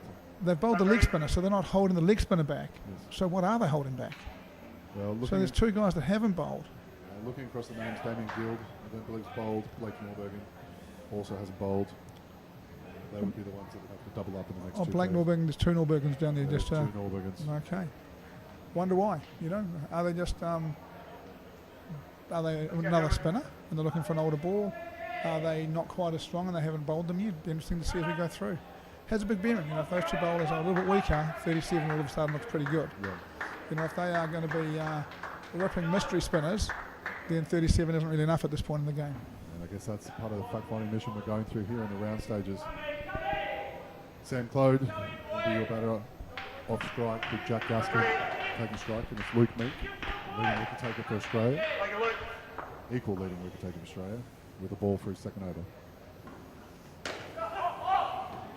Just into the left side for 1. And one thing, just going back to the previous pair, we saw 2 left-handers paired up, and we've seen the benefits of right hand, left hand throughout the tournament. What are your thoughts around two left-handers being paired up in this situation? I just think Paul Anderson's playing some games. I don't think he'll. I mean, I think I have the distinction of being the only coach who's ever batted two left-handers together in the World Cup final. We lost, and I don't think he'll do it in the World Cup final. I think he'll have two left-right partnerships. Yep. But I think he's trying to see different things. Meat continues. Just played flat into the leg side. Australian fielders not able to get hold of it. Claude gets off the mark for this game. Boy, when you look at them compared to even 3 or 4 years ago, they are all athletes. They all look like they have worked blooming hard for a long time for this game. Down up. Big appeal. Give a nod out. Oh, I thought it was in. Naked eye, I thought it was home. How about you? Yeah, I'll do the same. Naked eye, I think that was a good decision. They've referred it. Tier 2. Is it umpire guessed? Not quite sure. Just have a look at the decision. We'll have to go frame by frame here. Sorry, boys. Yeah, I think we've got it right on the original call. And you were talking about this in the previous game about the use of the reviews, and that's a risky one to burn, and now they keep it for the blunder. Yeah, but again, it's a risky one, but they're in the 9th over. They haven't burned it after 2 overs or anything, right? And it was close. And something, because we all know that stuff that looks just in is out. Yes. Right? So on replay, on pretty direct hit replays. So that's for mine, that's a good referral. It hasn't worked, but I mean, if you don't refer that and he's 2 inches shorter than he was, you look like an idiot. So you know, no problem referring it for mine. Meek with his final delivery of his spell.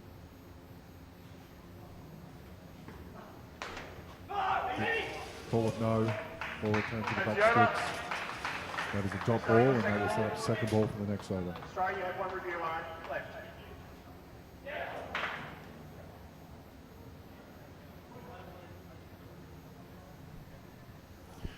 Really is high quality cricket. You upset a few people when you say this, but I would think these two sides could maybe play 5th in the men's competition, 4th, 5th, and be there.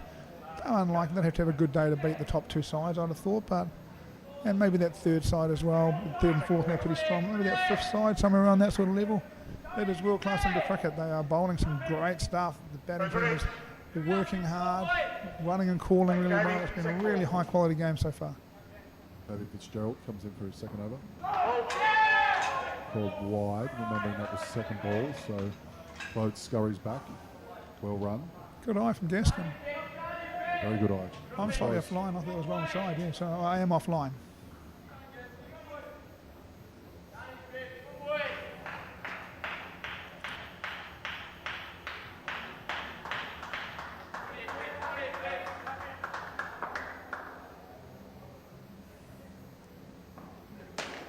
Of his work, managed to deflect.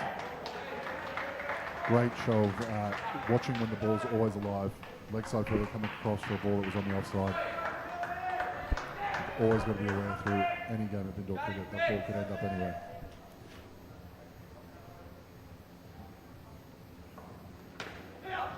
Down and up. 2 runs, nice hands.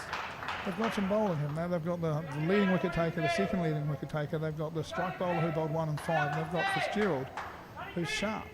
Yeah, we're talking in terms of leading wicket takers. I'm talking for the team itself. Yeah, I get it, but still, they have got some bowling. Still erratic flick, but still second ball. I mean, Cam talked yesterday about the fact that Rob Boyson is well known for having teams that can bat. He's always had an ability to pick and sides based around scoring enough runs to win.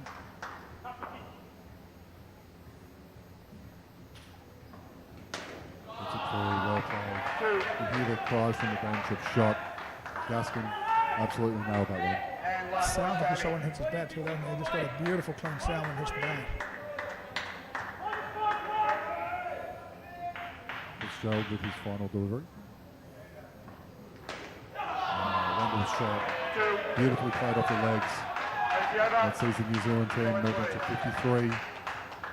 And the game still remains evenly poised.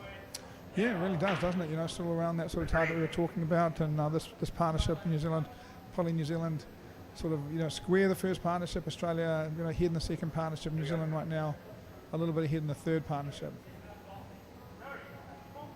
We'll see who they elect to choose. Looks like Kerr, the leg spinner, is back for his second over. A lot of bowlers twice up front, aren't they? They clearly, look, again, there's multiple reasons they could do that. The fact that he's bowling the leg spinner now makes me think he's not holding the spinners for late. So perhaps he's just holding a couple of bowlers who aren't as strong. Gets it right. Played into three-neck order. Second ball, gentlemen. Second ball. If you can use your strike bowlers and get on top, then often you can get some bad cricket played against your weaker bowlers and get them home, you know. We'll wait and see. Kerr changing to around the wicket. Sweep shot. Have a slow through.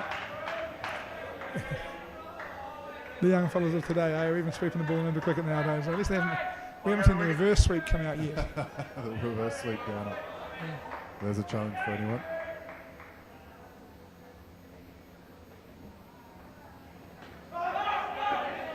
In comparison to his first over, really finding his mark.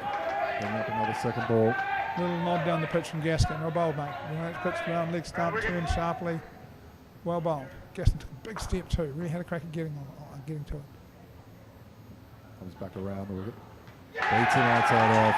That one ripped and turned and burned. Big jump. Great delivery. Just runs past it. That's superb work from Nathan Kerr. Yeah, well bowled. Gaskin tries to get there, doesn't get there. Can't pull out because he's got to get the other end. We are seeing that guys are coming down at the spinners are having problems in this event, right? You're barely just to sit on the back foot. Kerr goes back to over the wicket. Oh, there we go. He's really found his line and length. He's really landing it. Big turn, big bounce. One ball remaining. Yeah, huge over. We're just talking about the fact that New Zealand were ahead in the partnership, and all of a sudden, goes back around.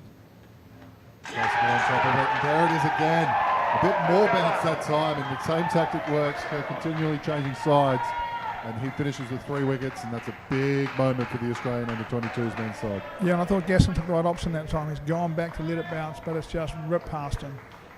There was some extra work on that ball. That jumped even more than the first one.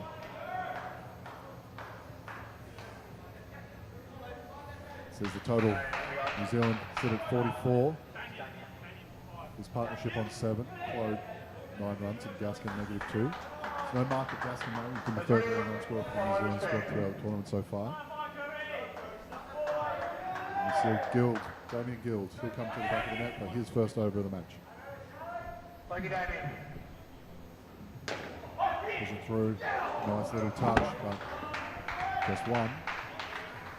It's got a nice action.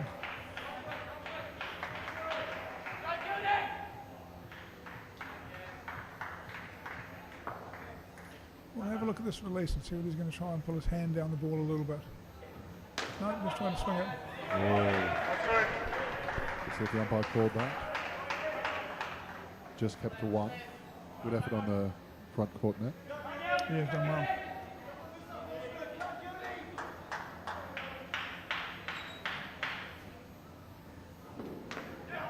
Some signs of life. I think we might be back on. 2. Down and up, 2 over the offside. Just wait for our graphics to reload as well. 2 balls remaining. Team 1, Team 2. So we are restarted. They'll fill in, no doubt. Well defended Guild. Just pressing, pushing in towards that leg stump. Last ball is Damien. Second ball. Brings along second ball. We're back in action. We've got the graphics. Second ball. This is the last ball of the pair. Flat Guild clicks. 2. Ball of 2. Over. And that is the finish to this pair. New Zealand finishing with 52. Bots, How do you think this game settled? Mate, great comeback from Australia, right? 2 overs ago, New Zealand looked in charge in this partnership. The leg spinners come on. And it's one of those things that we noted down. The leg spinner has genuinely troubled Jack Gaskin, and to be honest, you've got to be a good bowler to trouble Jack Gaskin. So that'll be tucked away, and Gaskin will know as he walks off now that if he plays a World Cup final, he is going to face Kerr. And he'll have to do something about it. And if Kerr rips it and bounces it like that, no matter who it is, that is going to help. Interesting, we saw the New Zealand spinners do that yesterday.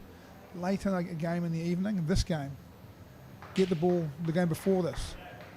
I haven't seen it do that much anywhere else, but it just seems that around evening time on this court, that stuff just starts taking off. We have Taylor and Harlan Emerald.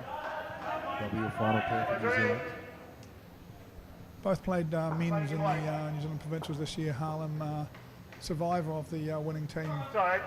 Pushed down leg side by In Blake Norbergen. 2022. I think he He must. comes in for his first over, sorry. So I think Harlan must have been 18 when they won it. It'll be interesting because they've kept a couple of bowlers. Harlan in the last World Cup did make a bit of a habit of whacking some sevens against some good sides. Norbergen just sneaks that inside. That's a drop ball. So that'll bring it on second ball.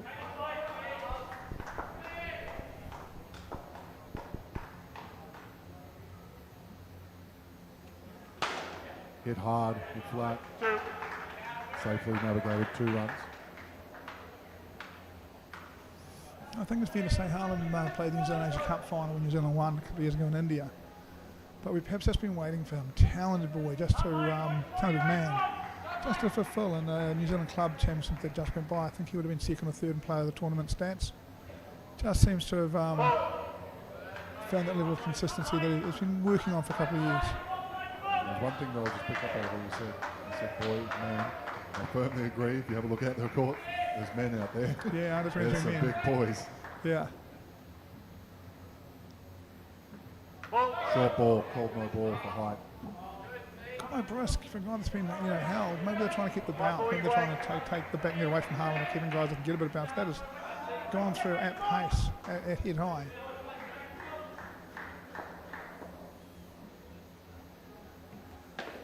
Too much width, outside off. Easy 2 runs.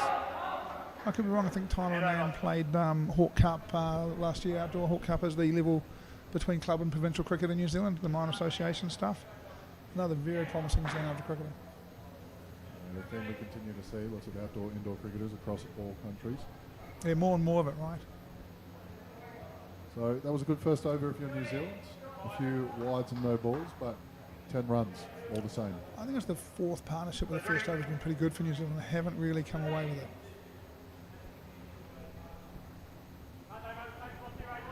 You see Guild at the back of the court. Damien Guild will take his second over.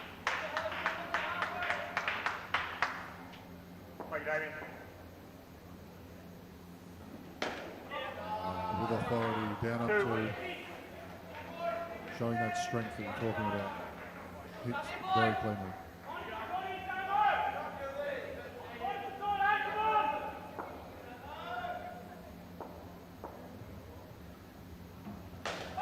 Little legs. Holds weight, good call. Well run.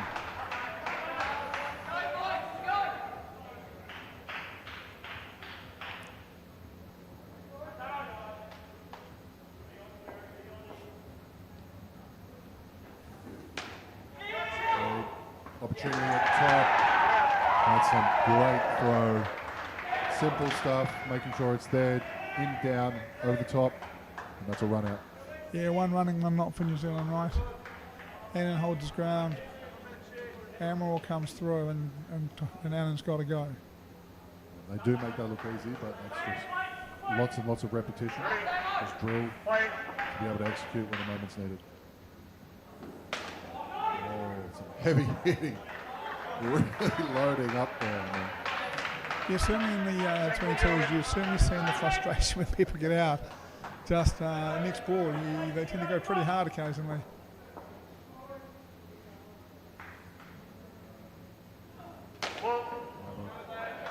Ball of no ball, and they scurry through, so there'll be 3 runs to the total. Last one, Damien.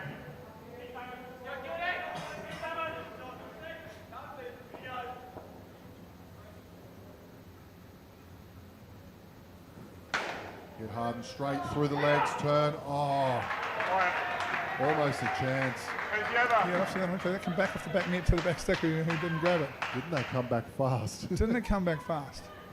They normally could pop or sit. They shot straight back at him by the time he turned around.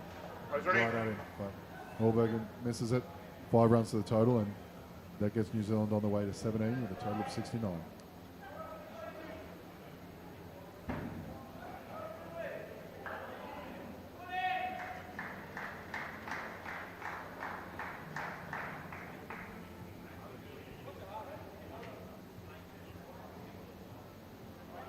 Will be Blake Norbergen.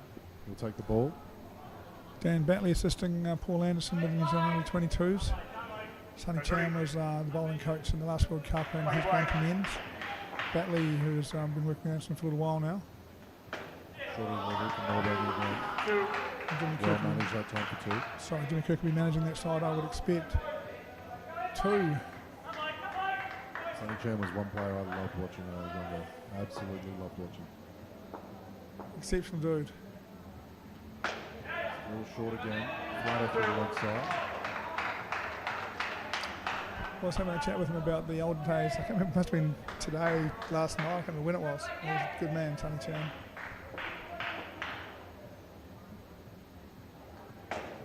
It's short again.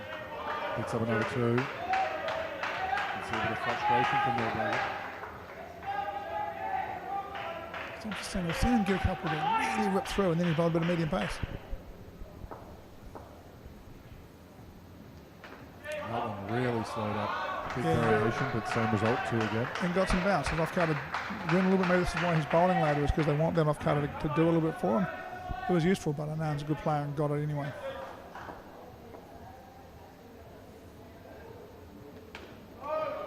Good pick up from Fitzgerald.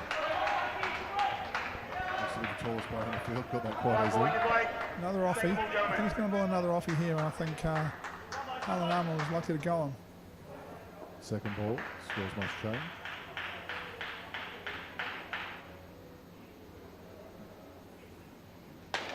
Hit hard, flat. It's a little bit of traffic in the front court that gets through. That's the over. It sees New Zealand progress on to 79, and we talked about that mark of about 80, 90. Level pegging so far. Yeah, it's been a great contest, 24, 13, 15, 27. I'd suggest that no side has dominated any partnership, There's been a little bit ahead, a little bit behind, but it'll be really interesting to see this Australian side come out and bat. And this New Zealand side come out and bowl on the field. Final over being trusted to Josh Smith. It's a little bit of instructions on the back court from Vinesh Bennett, which you can't see on the screen. Interesting, I thought Vanessa was doing analysis from the Australian men's side. Maybe he's doing it for both. He's currently operating for both as an assistant coach. Short down leg side, and as it's the final over of the skin, they'll have the option to re-bowl. I do think they're quite focused on taking the back net away from Amaral, and really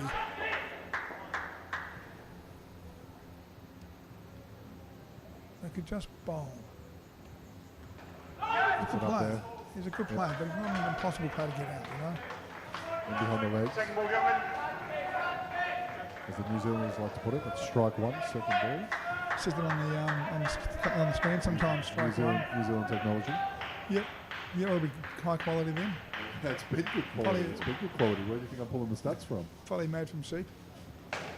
Played in the leg side. That could have gone anywhere. 3 runs though.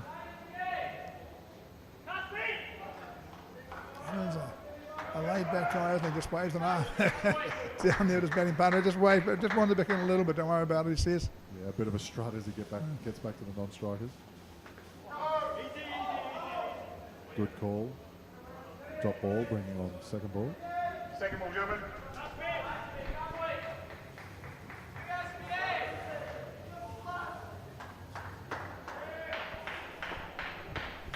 Clearly going at Emerald's hip here. Oh, I wanted every bit of that. Didn't he? That's a good way to display both your shoulders. Didn't get it. Didn't get it.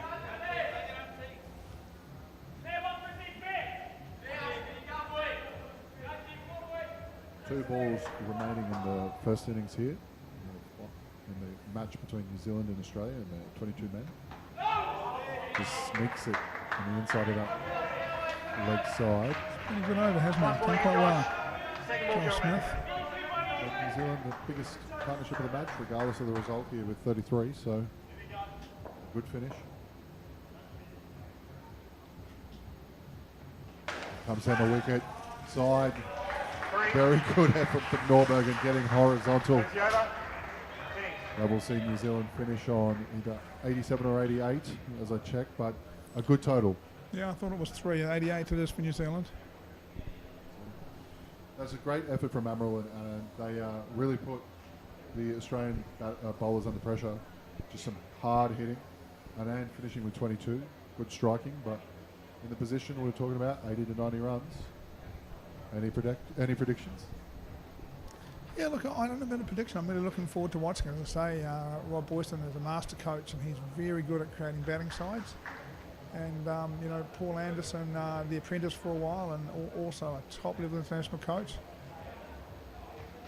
Doesn't mind picking bowlers and fielders, so... Just get to see some highlights as we run through.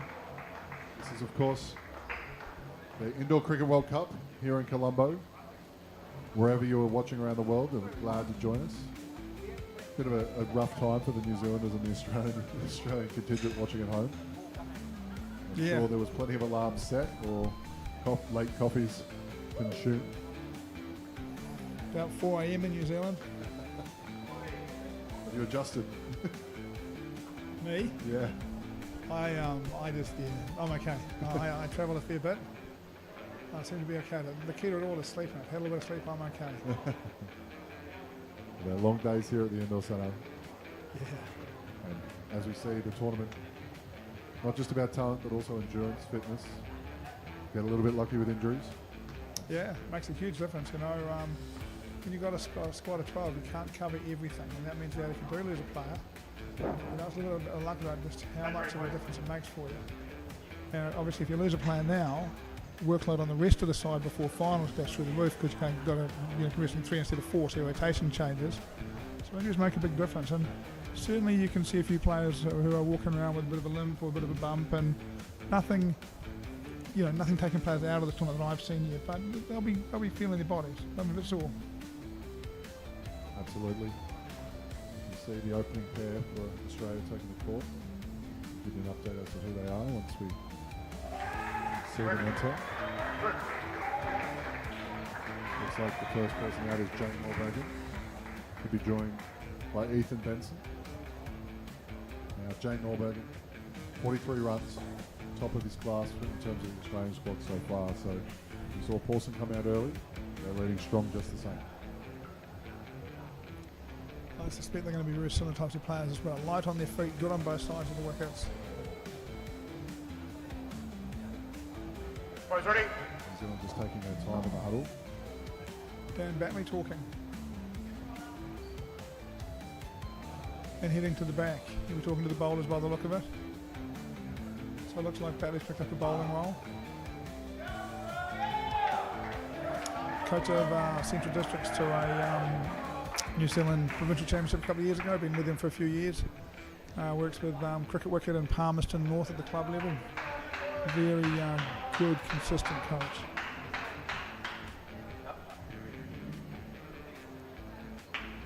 Boys ready?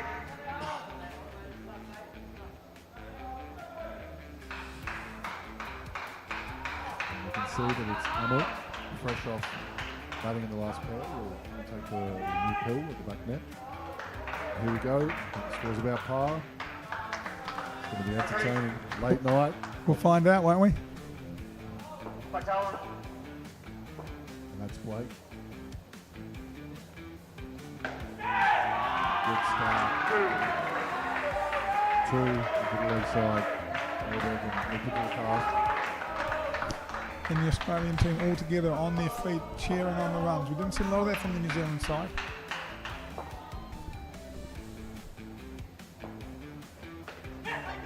Playing on the leg side again. Good dive. Now she's gone. That's Benson off the mark.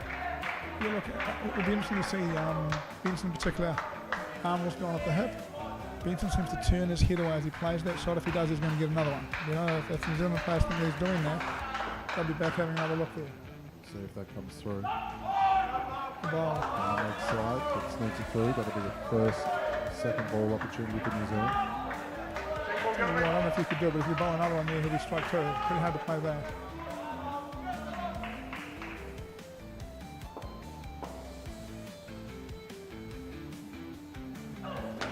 Epic ball, you can hear it in the front.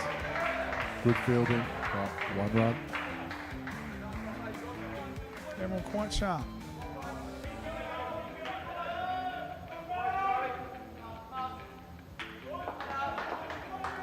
Two balls remaining. Oh, hands on heads. Just snuck through. Foot was in the air, first chance missed for New Zealand. You'd see Armour just taking his time. One ball remaining.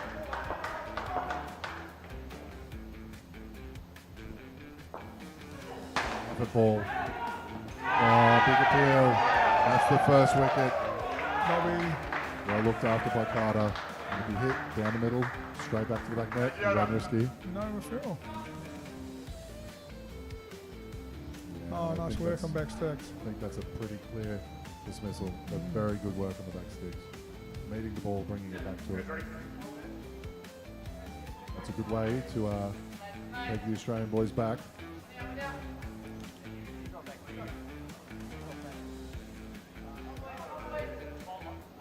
It'd be nice to have a clear indication of what is referred and what isn't. There wasn't a refer there, I'm pretty sure. I thought it was a bit closer than it was, to be honest. It was a nice bit of work on back sticks. Good hands. That's half volleyed him. He's picked it up and got the bails off quickly. And it's Claude coming in for the second over. Imagine Armour will go to the back.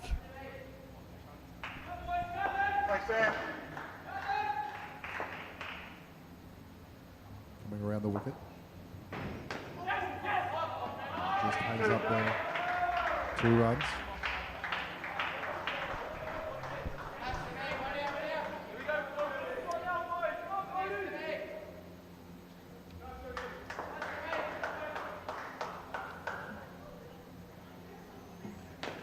Wide outside off.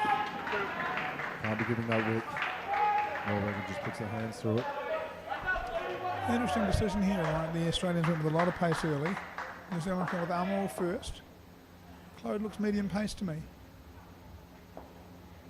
A little bit too short. Arthur into the leg side.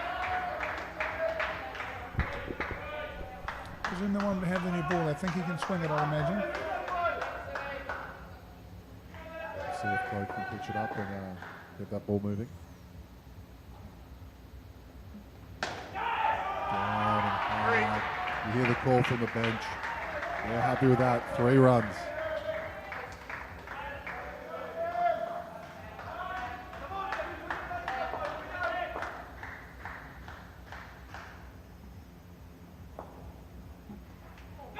Just into the legs. Firm pull of no from the non-striker. Good communication. Nice from Claude. Last ball, Sam. Second ball, gentlemen. That's second ball. Scores must change.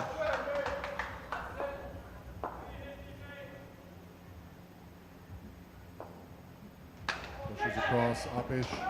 2. Ball safe. We move to 10 after 2 overs. In the chase of a skin of 24. Once again, reasonably even balanced. Yeah, it really is, isn't it?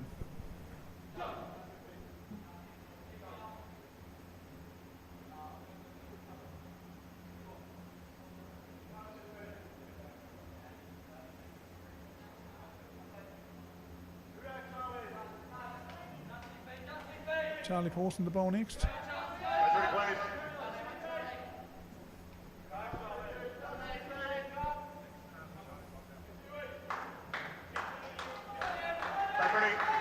Slowing the game down a little bit. Paulson's going to come and the back left of the screen.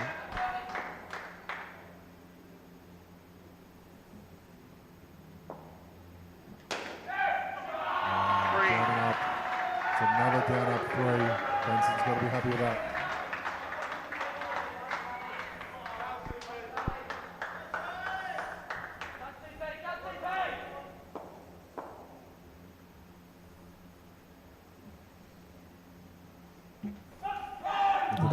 Well bowled from Pawson. Really earned his second ball opportunity. Second ball, gentlemen. I really like the look of Pawson in all cases of the game. He looks like a quality cricketer. It's one of those things, right? He comes out of a cricket family. I think it makes a big difference. His dad's a coach domestically, been a good cricketer in New Zealand, and just runs a lot of the campaign out of Napier Hawke's Bay. 2. Full toss, coming into the offside for 2. But yeah, he always just seems always in and around the action from what I've seen of him so far this tournament. Look, he's a kid that's been playing cricket since he could hold a bat, I reckon. And he's just always been around it. When I was coaching, I helped CD one year, and he was at the trainings when the men were training. He's always been a guy that he's been marked as a player who was going to make it and was going to be good. And I think again in the last 2 years he's just really grown into it a little bit. Perhaps stepped out of the shadow of the family and just gone, actually I can just do this. He's a very good player. Second ball. Right down the middle of the wicket, third and flick. Pawson frustrated, you could see, missing that opportunity. Quite an athletic movement. That could have been a wicket. Couple of chances as Australia started to move in on this skin.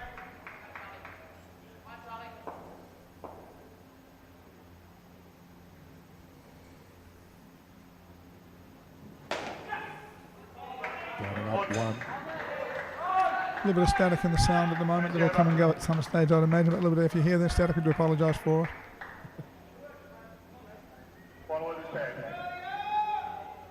That's the end of the over.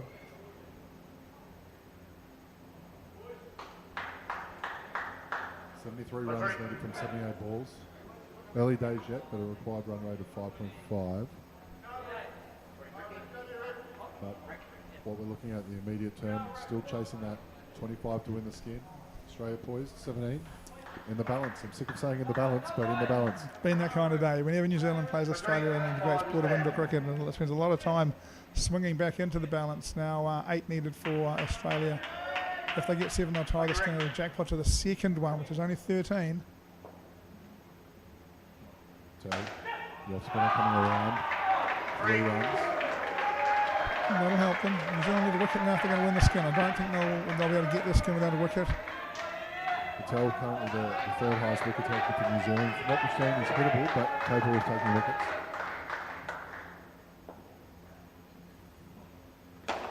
Good dip, but well played. That's a great shot. He's just been a little full, hasn't he? And all of a sudden there is a lot of noise here. Really, you can see the dip. I'd say it's got the chance to turn. He just needs to get it just a little bit shorter than it's been. That's 6 off the first 2 balls. Pushes it, but manages to sneak in. And brings across second ball.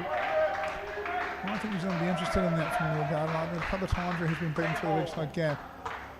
With this technique, I think he just comes to the offside a little bit late. There.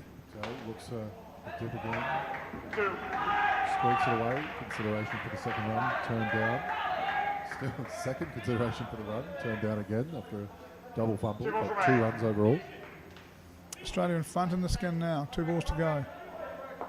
In the old days, you might just block it out, but second ball rule, so we'll see what happens. First one. There we go. Now they've got to run on this ball. Last ball, Australia must cross.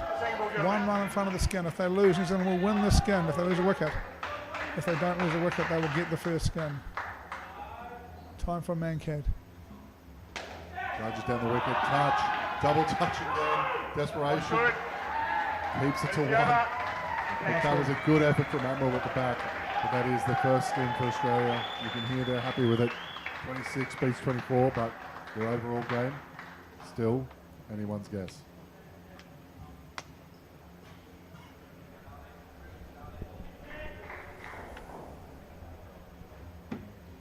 These late night games, they're tough.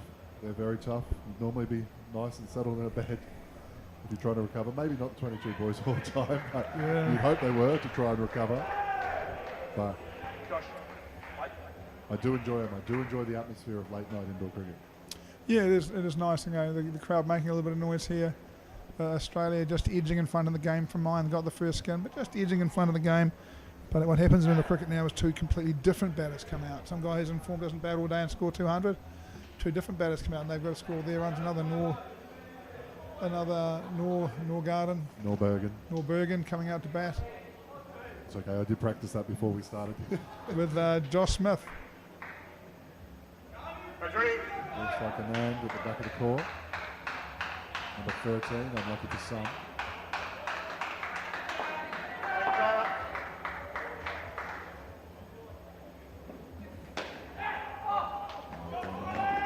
Good. Smith off the mark.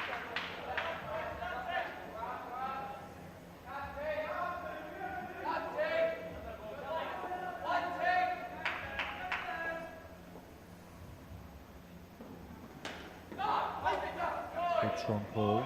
No run. That brings about second ball. And we talked about him as a bat, but as a bowler. I think he's an all-rounder in outdoor cricket. I think he's probably a bowling all-rounder, to be honest. Just for the ball. See if he's able to strike with his second ball opportunity. Puller. Bit of traffic. Good. The one. It Number 3 hit Gaskin, didn't it? Did it hit Gaskin and fall down? Seems to be someone in pain. Is that Gaskin? Yeah. I think the ball hit him and fell in front. He went for the run out. I could be wrong. Watch the replay. Hope that it hasn't hit him on the nose. That is always uncomfortable. Oh, there we are. Paul Anderson's faithful physio, Haley, comes over from Australia. She's been travelling with him for 10 years. She'll come and do the magic.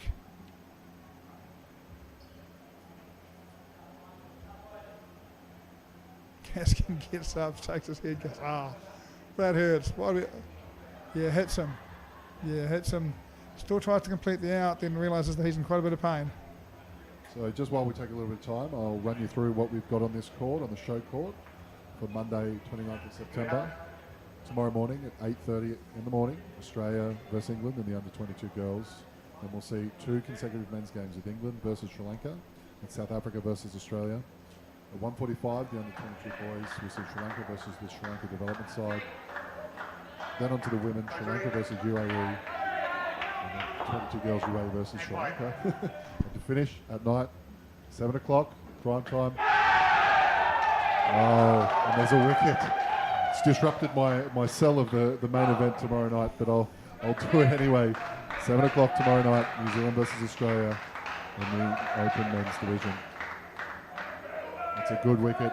The break works in favour of the New Zealanders. 2 balls remaining. Play well, straight. We've seen that a few times where a wicket has led to an absolute quality shot. Last ball, tomorrow.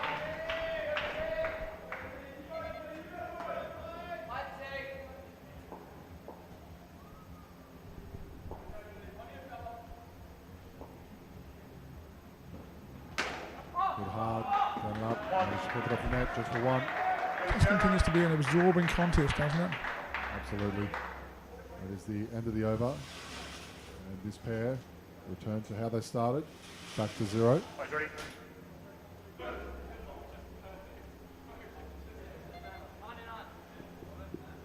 Rightio, so there we are. Smaller skin. It's just a skin of 13, chasing. As I said earlier, I'm a big maths man for this kind of stuff. So they need 22 a partnership, which means that after 6 overs they need to be on 33 to be on the mathematical pathway, you know. So 1 more over for that to be the case, but they are right on the track. Sorry. Irving Carter, first ball of the match, pushes down leg side for 2.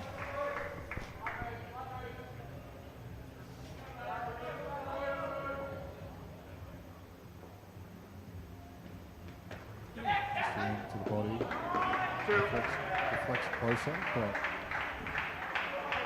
2 runs once again.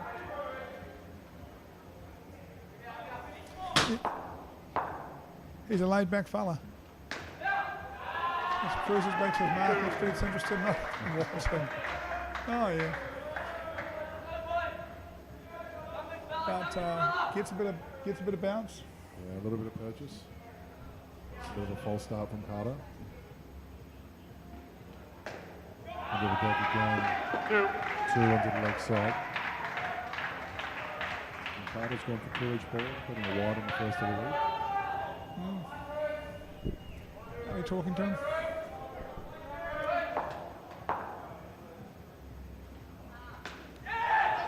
Heading the leg side again. Well, he's gone for 2 every ball. He's hit the hip every ball. Clearly, there must be a plan here to bowl at the hip to this partnership because he has put the ball there 5 times in a row, right? So it's not his fault if the plan's not particularly working. A bit of a mix-up. Just good. But they get through. If you're from the Australian point of view, that's a good start. 12 runs off that over. Yeah, 0 off the first, 12 off the second.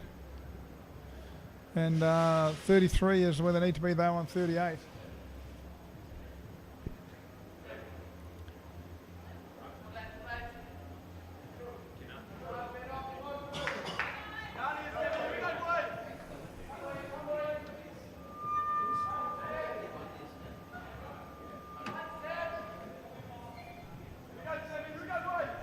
Ready?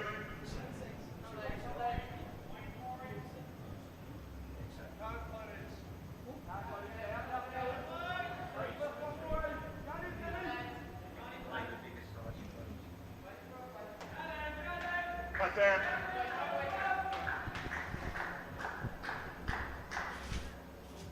Float. Second over. That's worth a yell. Half an appeal. Every LBW is worth a yell. Yep. Every single one. Was that out LBW, Ken? Was the LBW out? We had true DRS, we'd be sending that one up. Yeah. Just for the fun of it, just for the fun of it.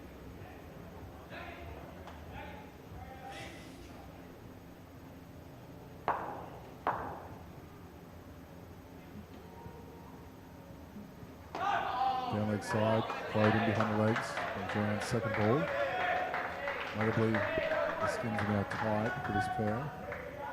Second ball, gentlemen.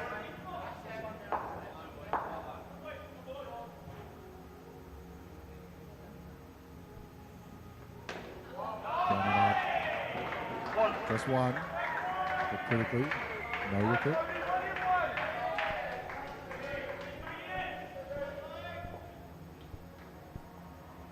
Brings Norbergen back on strike. Plays that really late. Watch that all the way down. Good contact. 2 more to the credit.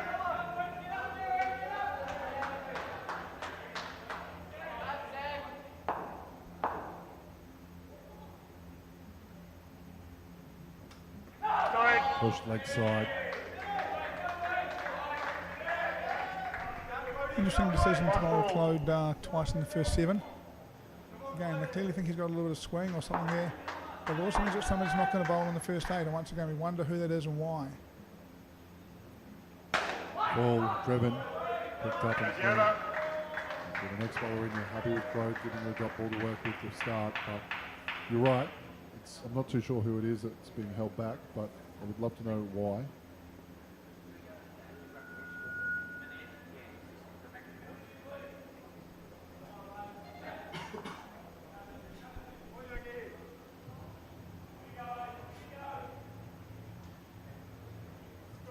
Gaskin hasn't bowled, has he? Is he coming back now?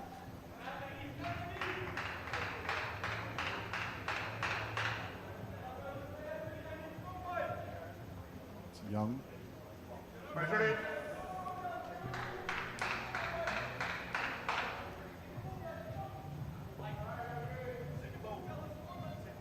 Will be bowling his first over. Josh Young. And play.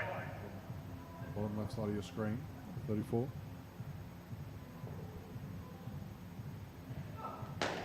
Bit of pace. Uses it to his advantage. 2 runs. Got a bit about him, Josh. Yeah, agree. Another one of these bowlers coming from around the wicket, deep from the left side. Zero's in. Touch, but 5 runs. That is a big moment. Smith just squeaks it by. Good contact. Hamill, diving effort, but that's 5, and that's a big result for Australia.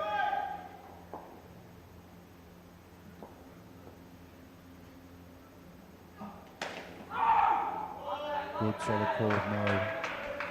Get low into the field. Brings around second ball.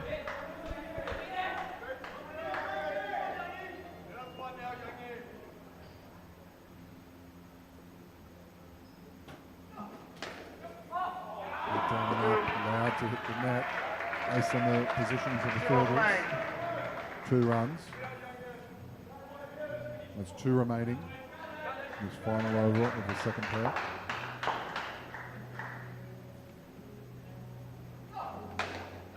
Hit hard flat, good call of no.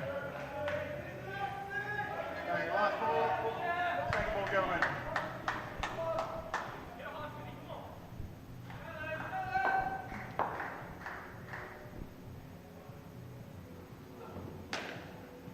Bit of contact.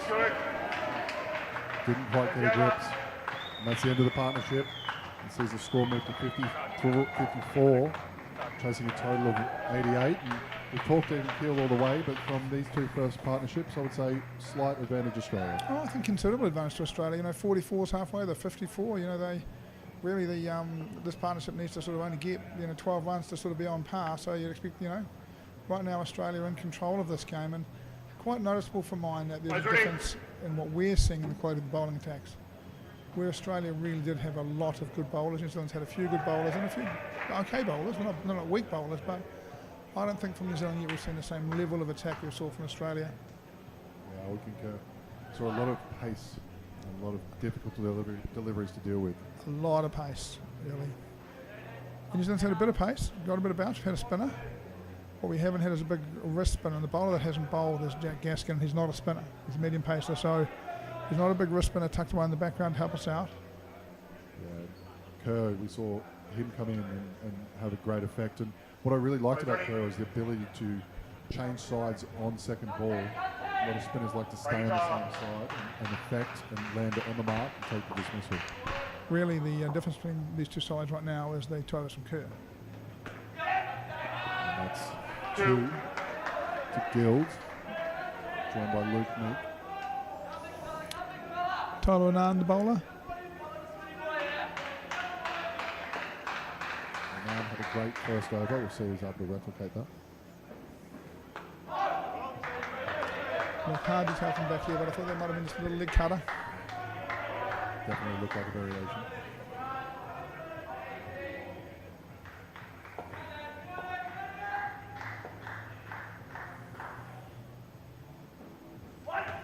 Pushed. Called no ball off the pitch.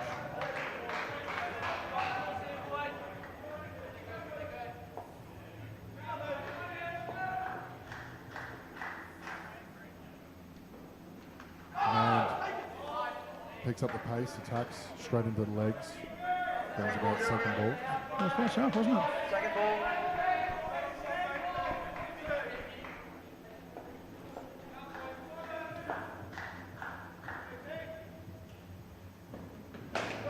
Down and up. 1. Just 1. Well fielded. You see Meek looks a little bit frustrated. Wasn't able to get that towards the side of the net.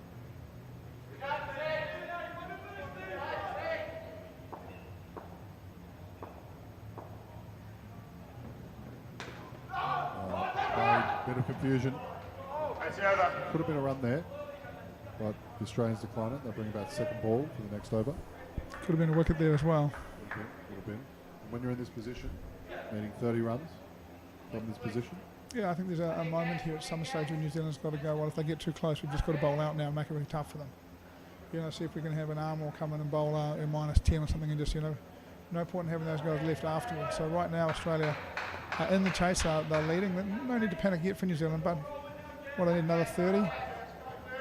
Another 30. Another couple of overs to worry about it, but you don't want to have your bowling left with the other team in front. Absolutely. You want to get those wickets early, allow the scoreboard to put pressure on itself. And Jack Gaskin was the one held back. He commences his first over. two to make.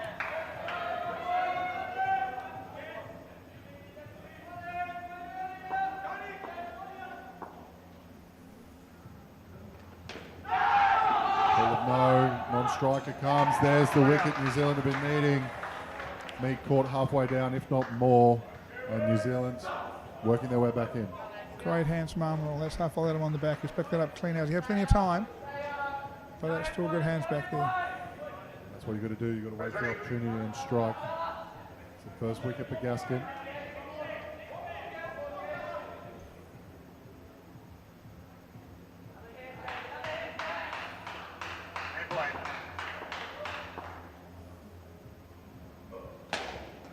Along the ground, half an appeal, not out. Brings about second ball again, and Gaskin coming on, starting to build a bit of pressure. Making a bit happen here, right? Good ball. Hey, I've lost the screen again. Lost the screen. Wonder what's going on here. Wonder what's going on here. Seems to be pointing at the surface potentially from one of the New Zealand fielders.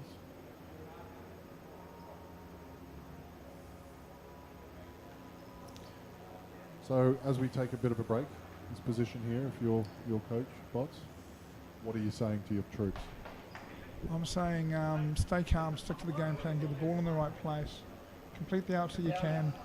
I'm talking to my captain and saying, you know, keep an eye on it. Right now we're okay. Just bowl our plan. No need to change it right now. If they have a couple of good overs, we've got to bowl out. Not at risk of changing your nationality if you're an Australian?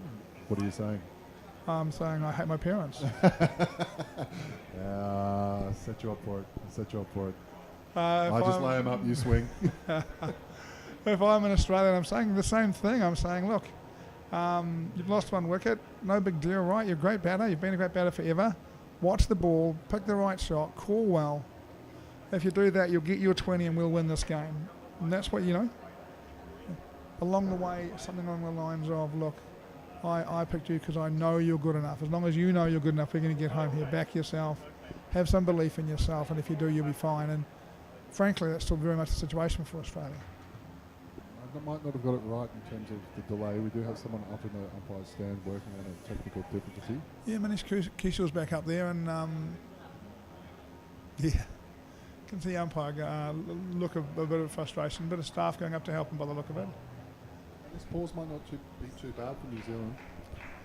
Yeah, look, it's one of the things for both sides. I think after a bit of a wicket, you know, you probably want to get on with it as a batter. But probably momentum for the fielding side is quite important. So either way. And from the Australian side, Kobe Fitzgerald still in the tank. He'll bat last pair. He's the second leading run scorer for them throughout the tournament so far. So we'll see what he'll be up to when he comes out. But just talking about the whole tournament as a whole, any other teams or any other players have taken your eye from any of the countries we've seen so far? Oh, yeah. Look, I'm sorry, I'm terrible at names. The Indian guy who I was watching bowl off spinners and they were turning away a metre. Not in, out of the front of his hand, over the top. Is that in the men's division? In the men's division, my gosh. And no one can play him. And it absolutely looks like an off spinner. It's a doosra. Yeah. And it's just pitching and ripping the other way. And boy, he's doing that at pace. And there are, what is his name? I apologise because I've coached against you. I know who you are. I'm just bad with names, but he looks very impressive. What's Nav Patel play for England? He looks in great nick. Plenty of players around. I thought both Patel's doing well so far. Yeah, both Patel's doing well so far, and I think we saw a couple of those Aussie ladies. Boy, 8 of those look pretty good. They all look like they can play. My gosh, I still like New Zealand in that grade. I just don't know what it is. I just think they can probably get there. A lot of work to do in a short period of time for them.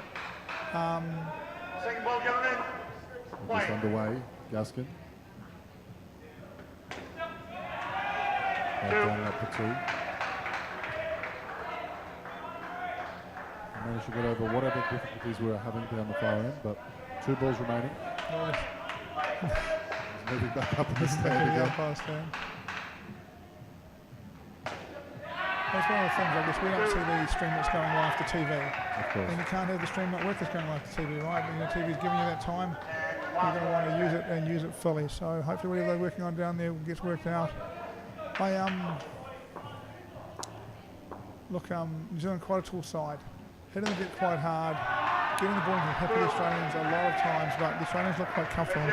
What New Zealand's not doing is asking the Australians to make decisions about going forward or going back. They haven't just bowled a period of good length where the Australians had to make some decisions. They've just bowled generally quite short at them, and the Australians look quite comfortable against it. Again, who knows if that is part of the plan for this event. They've got some other stuff. Both sides will have some stuff tucked away for later in the event. They're not showing yet. But I think New Zealand, the short attack hasn't been a failure, but there's been too much of the short attack for me from New Zealand. You know? Yeah. It's been easy to predict and to rely upon. You're right, we saw it in a few different areas from the Australian attack when they found length and they got a bit of jump. That's where it really troubled. Thank you, Charlie. Pawson to bowl.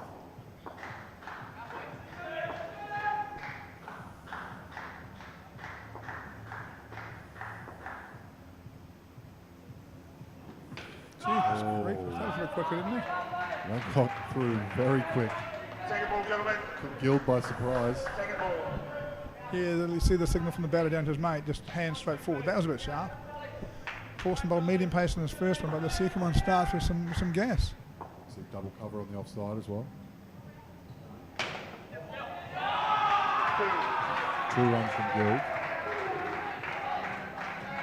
It's a really important stage. New Zealand needs to make sure this over means they can bowl a re-bowl over in the last and still have enough runs in the last over of this partnership. They don't want to get stuck having to bowl a strike bowler in the 12th because Australia are too close. Half an appeal. Guild not out. Just an appeal for potential off the foot. Always a difficult one. Someone needs to tell Jack Gaskin it's 1 hand, 1 bounce. It's not 2 hands, 1 bounce. Yeah, that's where the umpire is forced to be able to see through human beings to be able to make the call. Push down leg side from Pawson. I don't mind the bounce there. He's just been full, you know. It's been a bit overly done on a consistent basis for me. Australia working towards that skin of 15. With 8 balls remaining in the pair. With the leg, Pawson gets it through again. That'll be second ball. The final ball is over. It was just Charlie Pawson in the first over. This is quite nippy from him. Definitely has picked up the pace.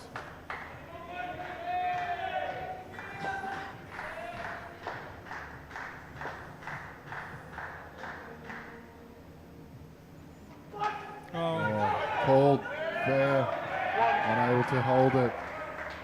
So a little bit of hesitation from the Australian batters, but no signal from the umpire.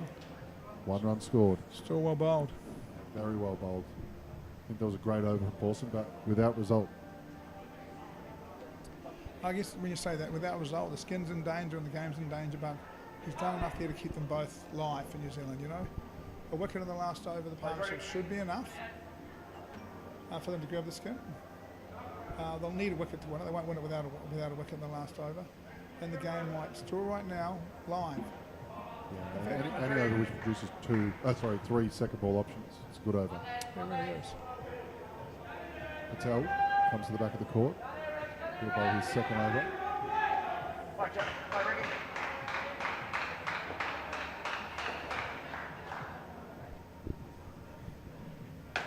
Got to the pitch of the ball, turned into a low full toss. A bit full again, same as first over, right? Just got a bit full. You can see the dip. If he can make a dip and land, it's going to be a lot more effective if he can make a dip and not land. Just a dip on the length and just shoot up and jump. Push down the leg side. Flattens it out for ball 2. Tries to bowl medium pace. It's just to break his skill here. Get around off stump, make it rip and see what they can do. Get it to bounce.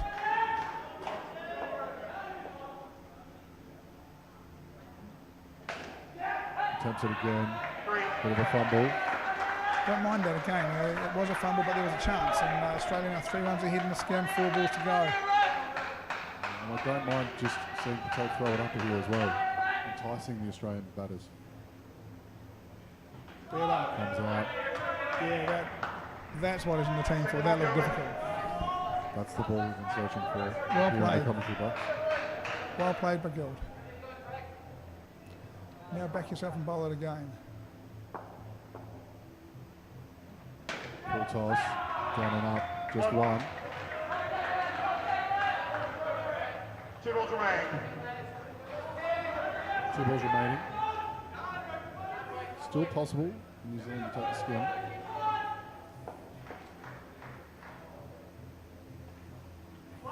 Sorry. Down leg side, signalled as such. Hands on head from Amel at the back. He knows what that means.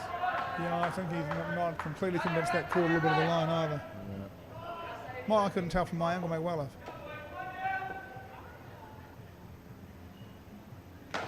Advances, down and up 3. A large corner shot from the Australian contingent. That moves the partnership into 24, secures the skin. And 11 runs short of the required target. 1 ball to go and 1 pair to go.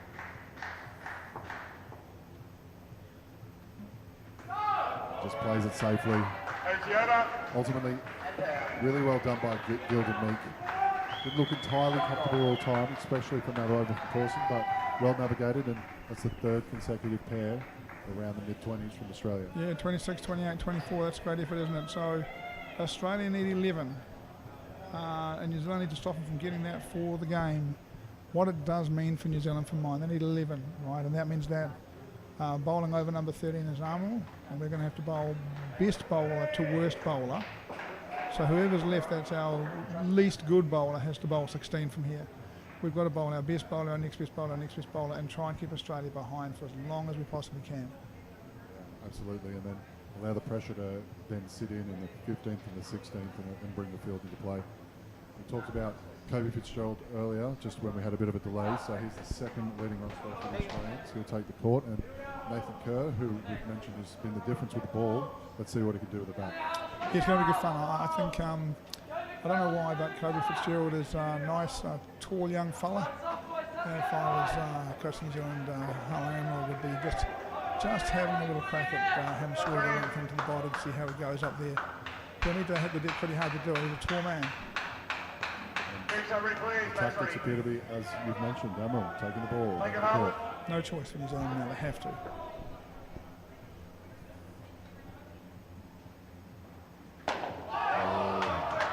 Full straight, hands on head. That was a good delivery. And that puts you immediately in a position for 2nd ball. I think Halamal he now wants to be this guy. He wants to be the guy that New Zealand relies on for a big moment.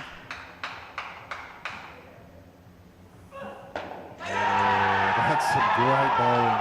You see the celebration and the high knees from Amel. That's what you need if you want to win this game from this position. Yeah, look, and again, I think the last time he was a bit of an unknown who batted really well. He's developed a lot. He's played a couple of states, played a state champ for South Australia. Played in New Zealand Asia Cup. He's developed, and I think he does want to be the guy for this team that in this moment he says, I will change the trajectory. And look, he hasn't done it yet, but he's got a wicket early, which will help. He got past the bat 2 out of 2. Now hit Fitzgerald. Pushes up again. Fitzgerald really struggling with Arnold, despite his record. You can see Kerr trying to encourage him from the non-striker's end. Not quite sure what Kerr's saying to him. Hit the ball. Hit hard, but down and in straight. Just dug it out almost. But that is the first run for Kobe Fitzgerald, and sees Nathan Kerr take straight.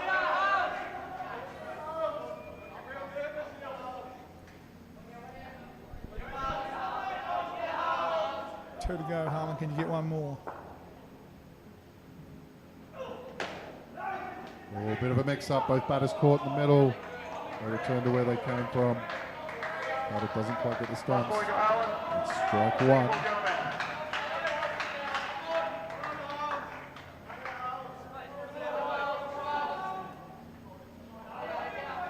Harlan Amro with a serious over here. Exactly what New Zealand needed.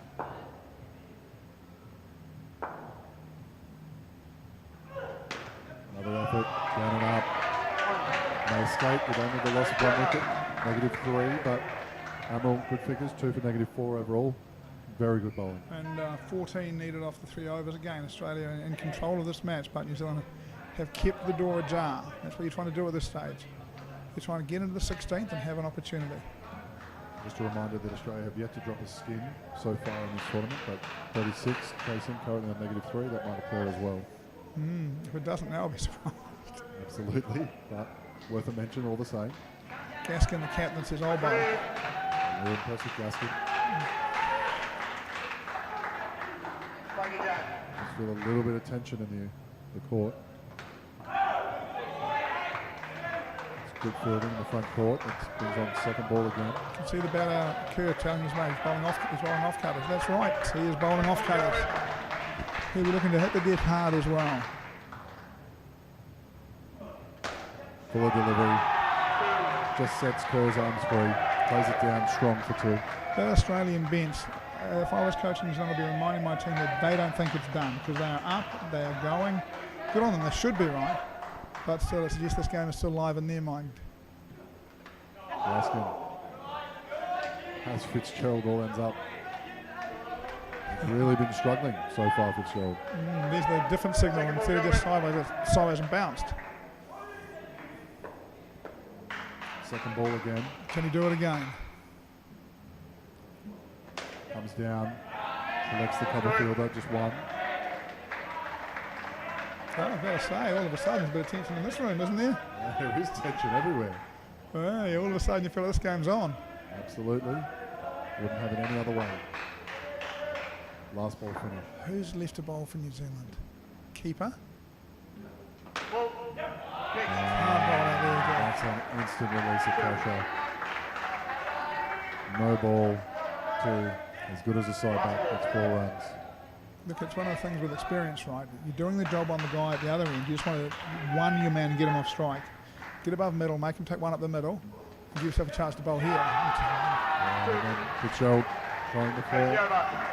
Great shot. And that was just that release of pressure that no ball allowed, which let Fitzgerald feel a bit more relaxed. And I'm still hoping for a last ball finish. I would love to see it. One short and wide, one short. You know, just need, if they're going to win it, just need to be a little bit better. What do they need here? 84, 5 runs to see it closes up quickly, doesn't it? 5 runs needed. So now New Zealand need to get a wicket in this over. And if you're sitting in the field for New Zealand as well, you want to be the difference. You want to be the one looking for it to make the impact. Carter just looks so, both batting and bowling, he just looks so relaxed. I'm not sure he's going to be particularly considered at the game situation. Bowled with quite good gas too in the first over. Carter take the second last over of the evening here on the Shoy Court with the Indoor Cricket World Cup in Colombo. Carter just slips, push down leg side. For me, that's 3 poor deliveries in a row at a time when every delivery matters. You know, this game's still on, but now all of a sudden Australia need 3. And New Zealand just slowing the game down in the front court. And Carter to take his time. Good delivery from Carter, but equal to it with Fitzgerald. 1 run scored.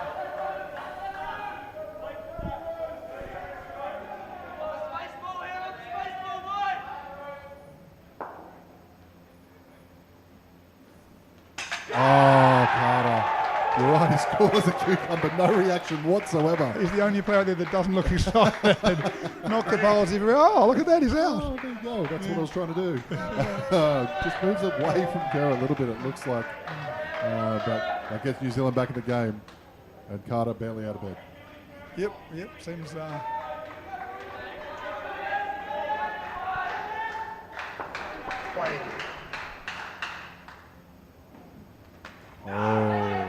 Oh, big appeal. Yeah. Well, at least gets Carter into a jog. They're going to refer it. I thought it was out live, but they're going to refer it. Yeah, difficult to tell from our position.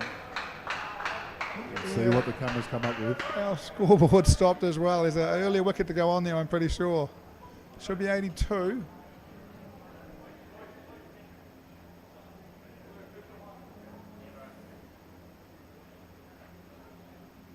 It's out. It's out. That's some great work from the crew in the truck. slowing that down perfectly. All of a sudden, 77 with 8 balls to go, and this is back on the. Be great if they could catch that graphic up. Back on the. Back on the maths. 82, then one more for 77. Double push the button if you need to, guest here. 77, 12 needed. There we go. Caught back up. I think it was more the umpire than the ball itself. 12 needed by 8, right? Off 8, right? Everybody in the arena feeling the tension. Oh, sneaks through. Wow, just lean back after that, you know. They just lean forward as he hits it, just misses. Everybody's into it. Australian bench up and about. Go on, Carter, one more. Call it no. This is what we wanted to see. We want to see a tight finish. 10 required off 6 balls. I think New Zealand wicketkeeper is going to bowl.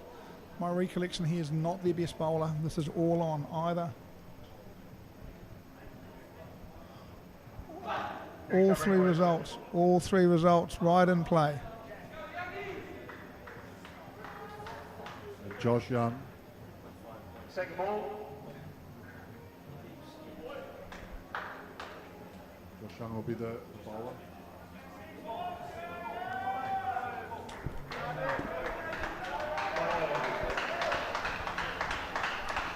Josh Young's job here is to bowl 6 deliveries in this over. No wides, no balls, and let his field do something for him. Absolutely. Young's got a bit about him. We've said that before. Kerr facing up.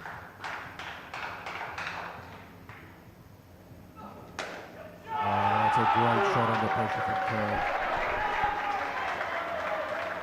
I think it's time, unfortunately. I think if we get on our feet and commentate the rest of this, get a decent look at it. Here we go. 5 balls. 5 balls and 9. It's deflected in the front court. I'll join you on my feet, but I don't trust myself not to unplug something, so I'll stay where I am. It is a concern. 4 balls and 8.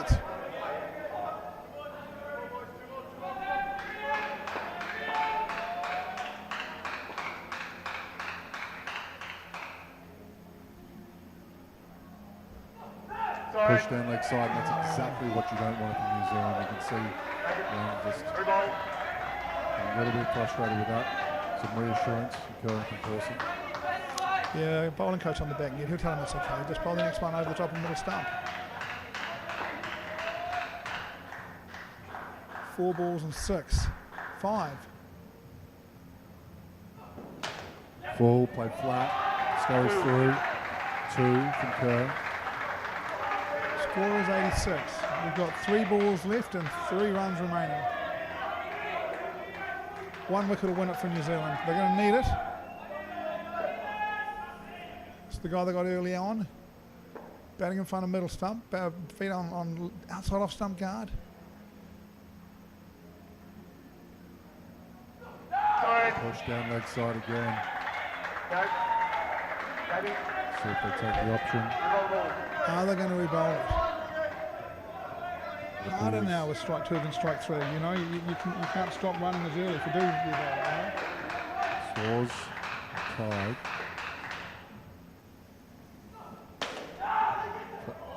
Strong call of no. I know to get connection. Full delivery. I think New Zealand getting too full here. Need to take the chance. I'd like to see it just above the stumps. He said late night indoor cricket can always produce a thriller. What have we got? Australia need 1. 2 balls left. Strike 1. They've got to change that. If they don't run this run, they get out.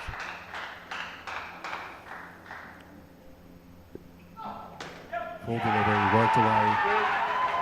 Fitzgerald comfortable. Not the ball that Young would have been searching for. That's 2 runs and advantage Australia. Now they're not going to run. Young's got to bowl something slow that bounces.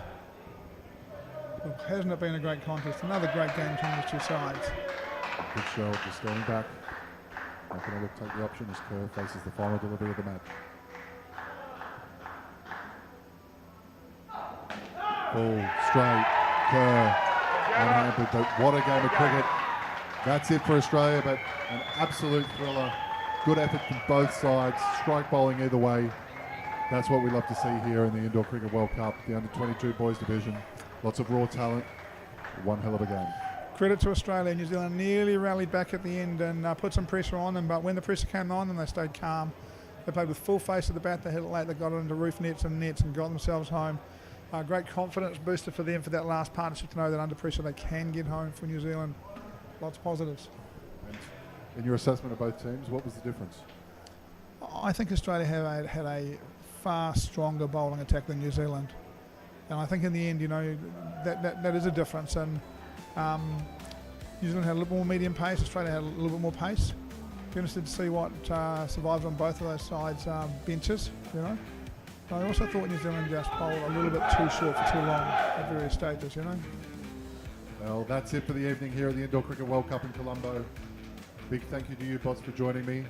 Until early in the morning, 8:30, we'll return for our stream. But on behalf of everyone here in the booth, including Cam Walter, my name's Chris Griffin, and good night. Cheers. Thanks for joining us, stay. See you tomorrow.